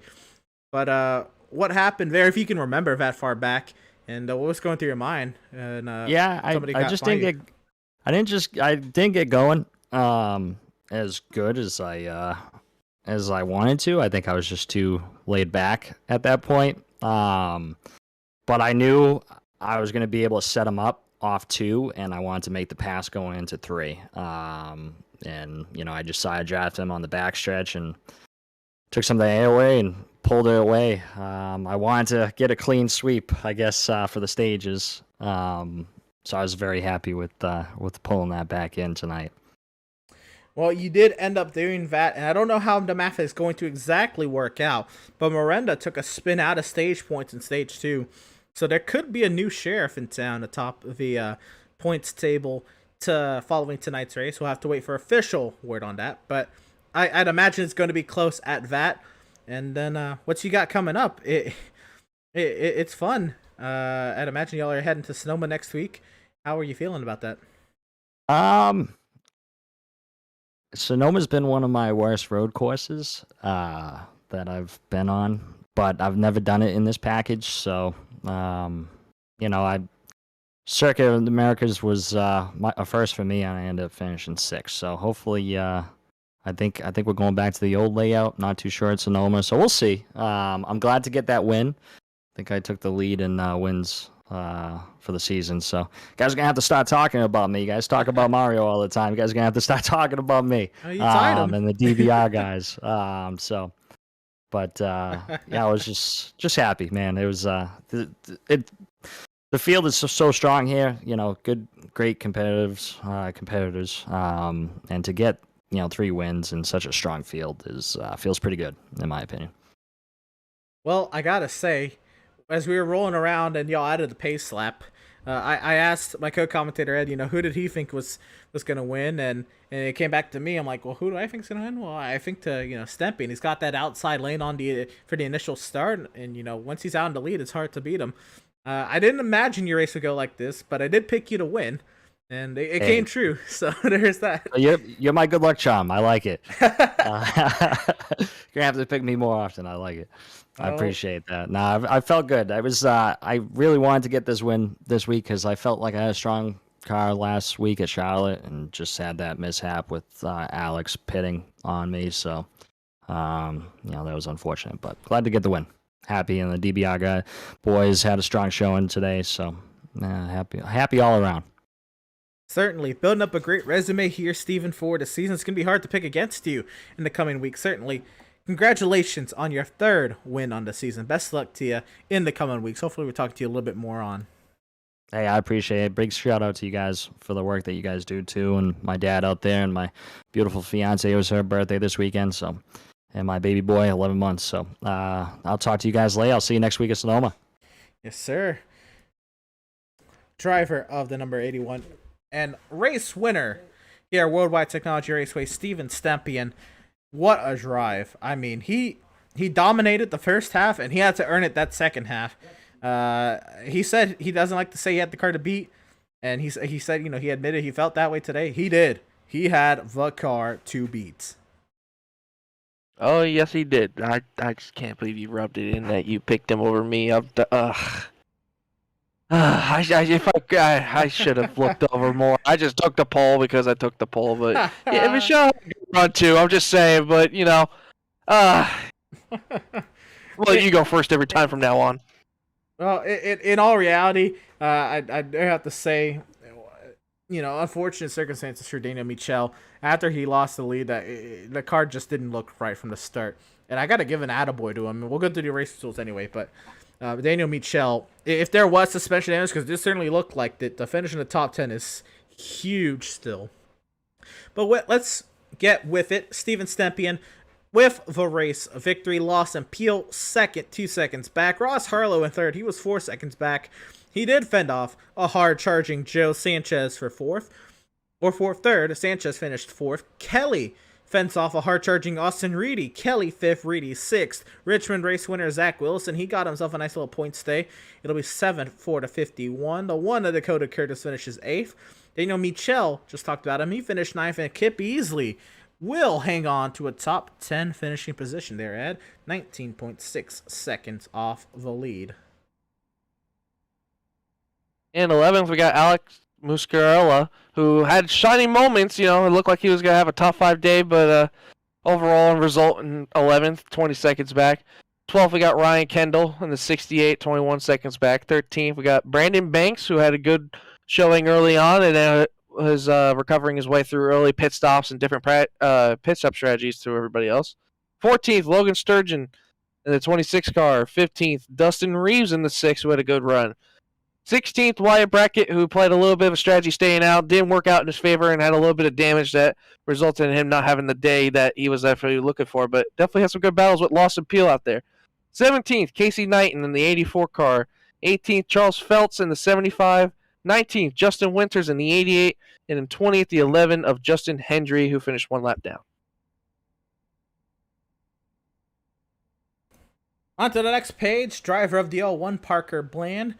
22nd, 4 car of Chris Shoemaker. 23rd, James Kunkel. 24th, Daniel Holdcroft.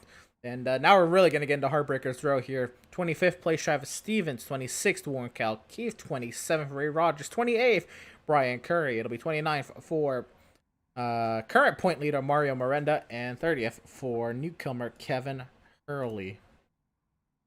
At 31st, we have the 93 of Cody Kinsey, who had that unfortunate incident earlier, having a good run. 32nd, we have Brad Fulham in the 45, 66 laps down. 33rd, Justin Erb in the 24, 100 laps down. The 85 of Judd Danielson finishes 34th, 108 laps down. 35th, Jesse Whitington, 115 laps down the 94 machine. 36th, the 32 of Richard Swavely, 119 laps down. 37th, Bill Struvener. I'm going to get it right one day. I'm going to get it right. 147 laps down, and 38th, Chris Proger, 180 laps down. And that is how the field of 38 took to the checkers, and those who didn't. Tonight, it was a wild race, but we're not done. Post-race coverage continues of tonight's 14th round of the MPI Cup Series here from Worldwide Technology Raceway at Gateway in virtual Madison, Illinois. Don't you go anywhere. Post-race interviews, race recap, and more on the far side of this break.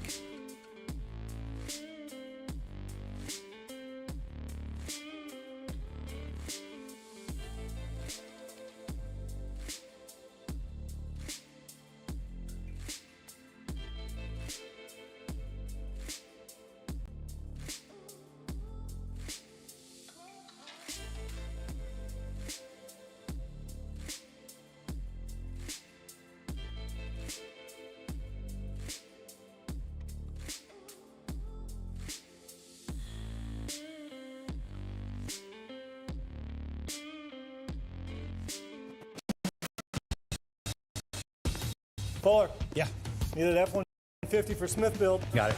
Yesterday. I know. Don't forget my BMW. Gotcha. Check this out.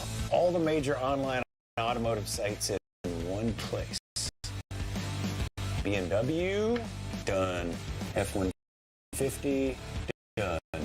How's he do it? I can search nationwide, even those classified sites. Auto Tempest, all the cars, one search. That's how I do it.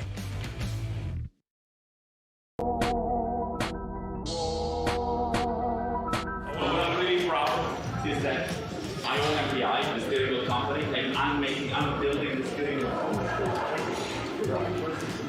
This is my creation. This is yours. Yes.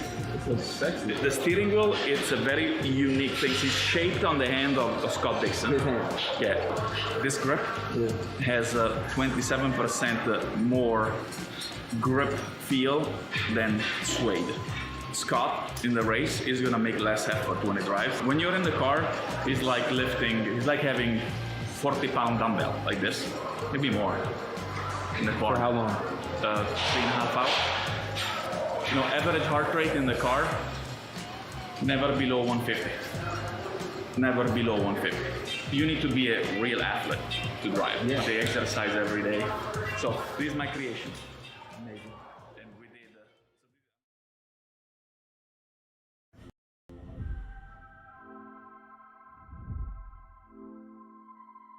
Hi everyone, I'm Max Papis, founder of MPI. Let me introduce you to a line that we developed in MPI that is really dear to me. The MPI SimMax. Obviously, SimMax, the guy here. The reason of birth of SimMax is the fact that nowadays I believe that sim racing and virtual racing is exactly the platform to start. I consider sim racing and virtual racing very similar to the experience I had in go-kart when I started in my racing. And let me introduce you to our line of authentic steering wheel created specifically for the sim community.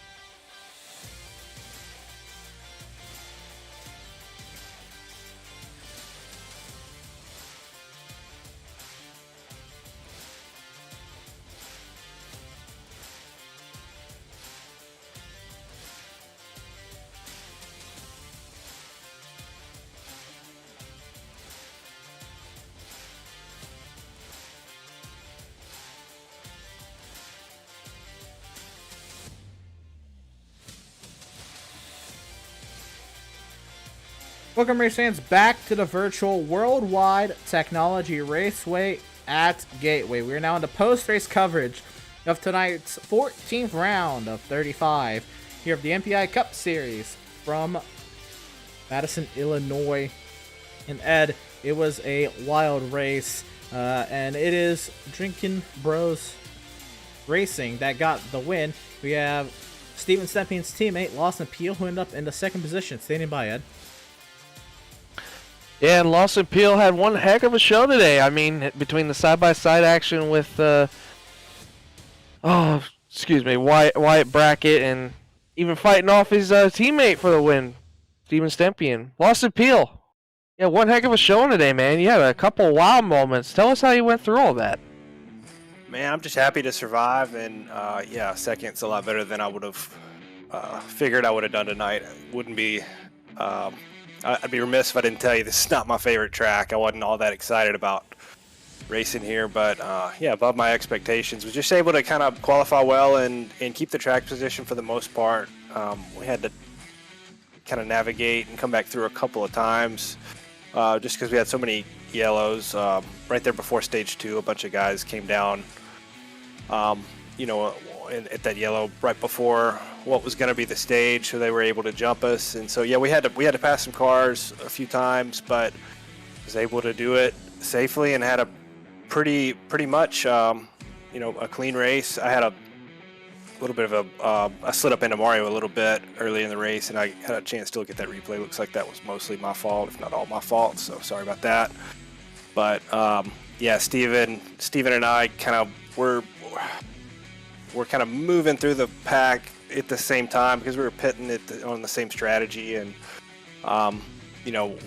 elected to stay out to the end of that second stage. And yeah, just hats off to him. He just was a notch above everybody else tonight. There's been a couple of times this year that he's been just the best of the fast cars, just had a little bit extra, and tonight was certainly one of those nights. Just didn't have anything for him. I tried to just apply pressure to Ross there and see if he'd make a mistake, but I just didn't really have anything for him.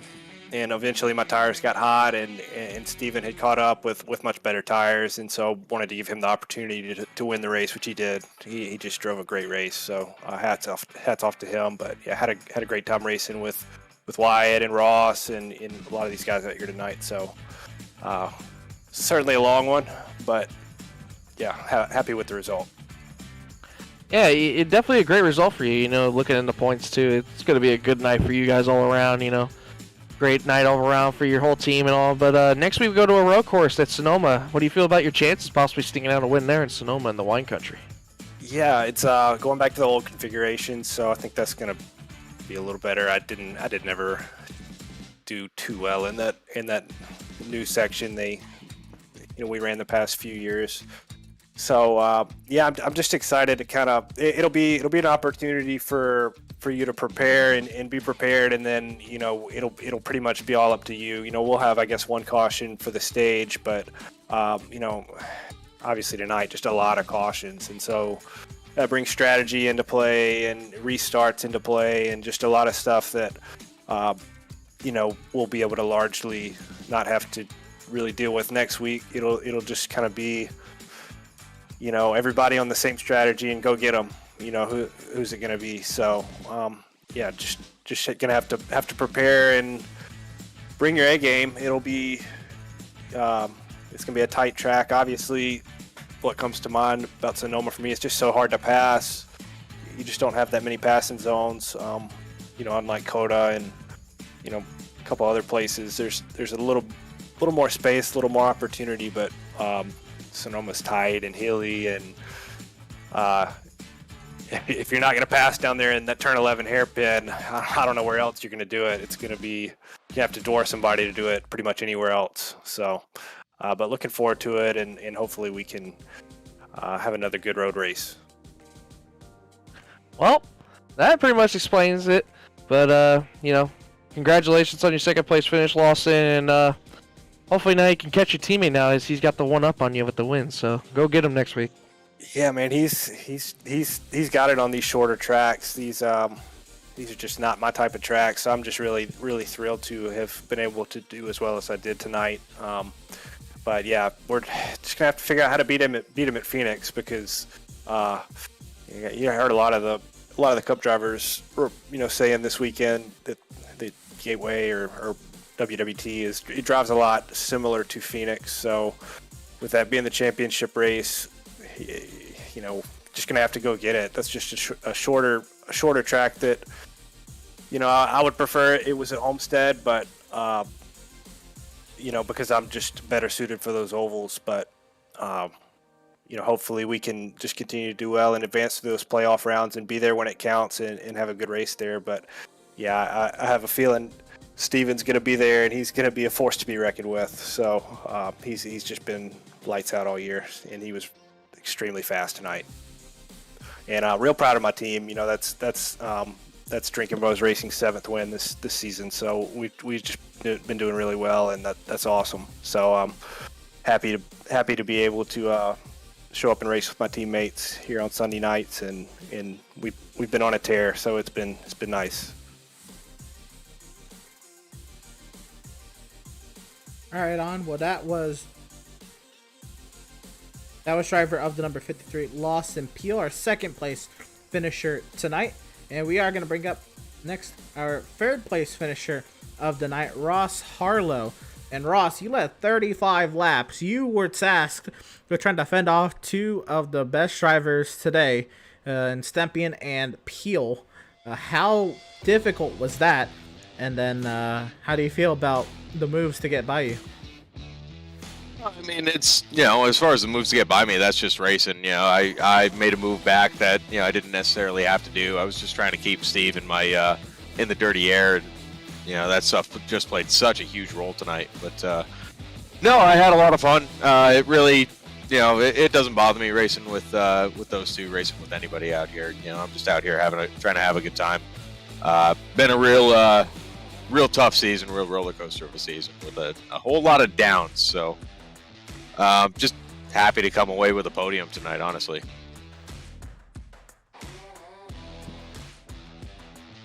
Yeah, certainly. I know you've been needing yourself to net yourself a good run. At that, Sonoma is the track coming up next week. How do you think you'll fare out on the road course? And it should be the shorter layout that was used a few years ago. So that has a lot of drivers pretty excited. But how do you feel about your chances at Sonoma? I mean, I love Sonoma. I generally do pretty well on the road courses. It's kind of something I do anyways, quite a bit, at least more so than a lot of the oval guys, a lot of the guys that you see in the series. So hopefully we'll do well. We'll see what this new damage model coming out will do. Could throw a big old monkey wrench into the whole event. So we'll see what happens. Just gonna play it by ear, and kind of do the same thing we were gonna do tonight, and just go out, have a good time, kind of run around and see what happens. Right on. Well, Ross Harlow got himself to the lead, led 35 laps, finishes still on the podium. So a good run for Ross, and yeah, congratulations on your podium, Ross. Best luck to you in the coming weeks, and hopefully we'll talk to you then. Thank you very much, gents. We'll see you next week. Right on. And that was driver of the number 5, our third place finisher, Ross Harlow. And we were going to get Dakota Curtis. We're going to go, I guess, ahead and try to Alex Muscarella then, Ed. Headed your way. Well, Alex Muscarella, you definitely didn't have the night that you were hoping for. But still, you got to be kind of happy with 11th place. You've been through the ups and downs tonight, but still, it's got to be a good way to finish tonight in 11th place, no? I'm honestly surprised you guys pulled me. I don't. Yeah, I mean, I definitely wasn't too confident here, but I had good track position, and then just at the beginning of, beginning of stage 2 there, I just pinned somebody too hard and got loose, and I was down on power from then on. And then just was kind of milking it. There was a point in time when I was gonna be able to make it on fuel, so I was trying to play that, but then we had the parking lot down the back stretch, so. But yeah, I mean, I was looking at some lap times, and even down on power and being on older tires, I was, other than Warren, who had freshies because he came out the pits, I was fastest car. So, just sucked that it took that long for the tires to balance out for me. But, I mean, the salvage job, so I'm good with 11th. Yeah, overall, it was a great night for you and your 48 team, no matter what. And you had some good moments there, and definitely had some good. I believe you got some good stage points out of that too in the previous 2 stages. But next week we go to a road course, which is a lot more different than where we've been tonight. We're running the short layout, I believe, which is what a lot of people are happy with. We're taking a trip to the wine country. So, how do you feel about your chances next week going to Sonoma? I mean, I passed for the lead there early in the race last season, so definitely feeling good to go there. It's gonna be interesting to see how these cars handle there. I have a feel it's either gonna be really good or really bad. These things tend to get goofy with elevation change, so it might be pretty sketch. But if it's at least an okay set that iRacing has for it, it should be a good time. Well, Alex, that wasn't the result you were hoping for tonight. I know you were hoping for a better result, but still sound like you got the smile on your face for finishing 11th with all that damage you got. But, overall, we'll hopefully see you have a better finish next week, and we'll be seeing you in Sonoma next week, man. Yep, thank you guys. Have a good night. And that is our 11th place finisher, driver of the number 48, Alex Muscarella. And those are our post-race interviews tonight, Ed. But again, a wild race. That race that saw, let me get the count right. Saw 19 cautions for 76 laps. And we had 9 different lead changes. So a little bit of a caution fest tonight. I'm going to be real, I was not expecting that. But it was a pretty chaotic race. When we did get some green flag running, the overtakes, the battles were insane. And I think we got a good show out of it at the end of the night.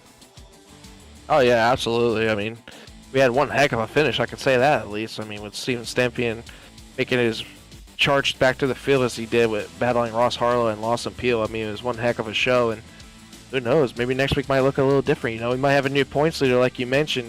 Mario Miranda didn't have the kind of night that he was hoping for, even getting caught up in all the trouble he did, and just had a lot of new faces at the front, which was nice to see. Last week at Charlotte, it was hectic, it was crazy, and we had like 4 or 5 different people that could have easily won this race, but tonight it just looked like one man was able to dominate the whole race, and it looked like for a moment that we might have somebody new challenging at the front, but he made his way back all the way to the front, was able to get back to the lead and take it on away from there. Well, it is, that's going to do it for tonight, but, well, I was going to say what we got coming up the rest of the week, and, well, the rest of the week is pretty blank, because this week is the iRacing season build update release week, and a lot of leagues tend to not run on that week because, let's be real, iRacing has had their troubles in the past, and leagues don't want to have their seasons kind of altered because of that. So series are starting to plan ahead, and they're calling that week an off week for most leagues, and also that gives us a much needed break. So with the upcoming week directly ahead of us being off, this is the schedule for the week following that. So next Sunday night, we'll be back in action, 9 p.m. Eastern, at the road course in Sonoma. I am so ready for some road racing. It's going to be fantastic. I hear that we're going to have a car that can run road courses a little bit better. And as someone who loves stock cars on road courses, that has my emotions through the roof on what we could be expecting to see next Sunday night. Then you and I are back in action Wednesday night. Well, not this upcoming Wednesday night, the following Wednesday night. Let me get this date right. June 15th at 7:30 p.m. Eastern Standard Time. The Outlaw Sim Series is back in action for their 16th race of the season at none other than iRacing Super Speedway, of course based off of the legendary Coca-Cola Super Speedway from the Papyrus NASCAR games. I am so excited to see how that will play out with a brand new damage model for the next generation NASCAR Cup Series vehicle. And Thursday, June 16th, we will have the return of the North American Racing League taking place at Okayama International Circuit, 8:30 p.m. Eastern. You won't want to miss the start of another amazing North American Racing League season, Ed.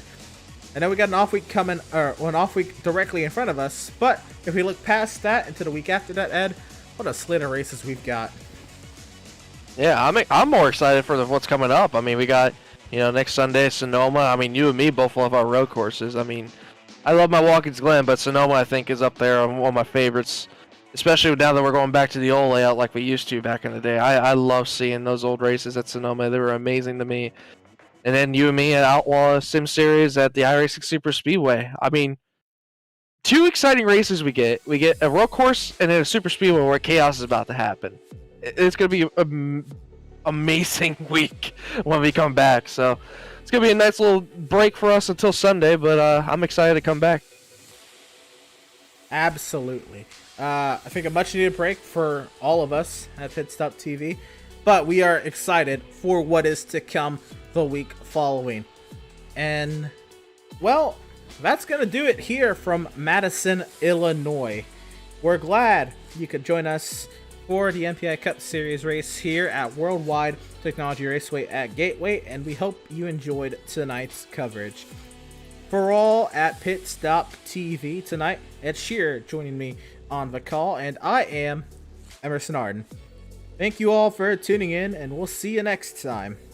Thank you so much to those who tuned in across all of our platforms tonight. Our Facebook, our Instagram, our Facebook, our YouTube, our Twitch, and our Twitter. It's a late night, but you can check us out on our social media links, our Facebook, our Instagram, our Twitter, and our YouTube that are on the bottom of your screen. But until then, have a great night. Enjoy the week off. We'll be back next Sunday night with more MPI Cup Series action from the road course in Sonoma, California.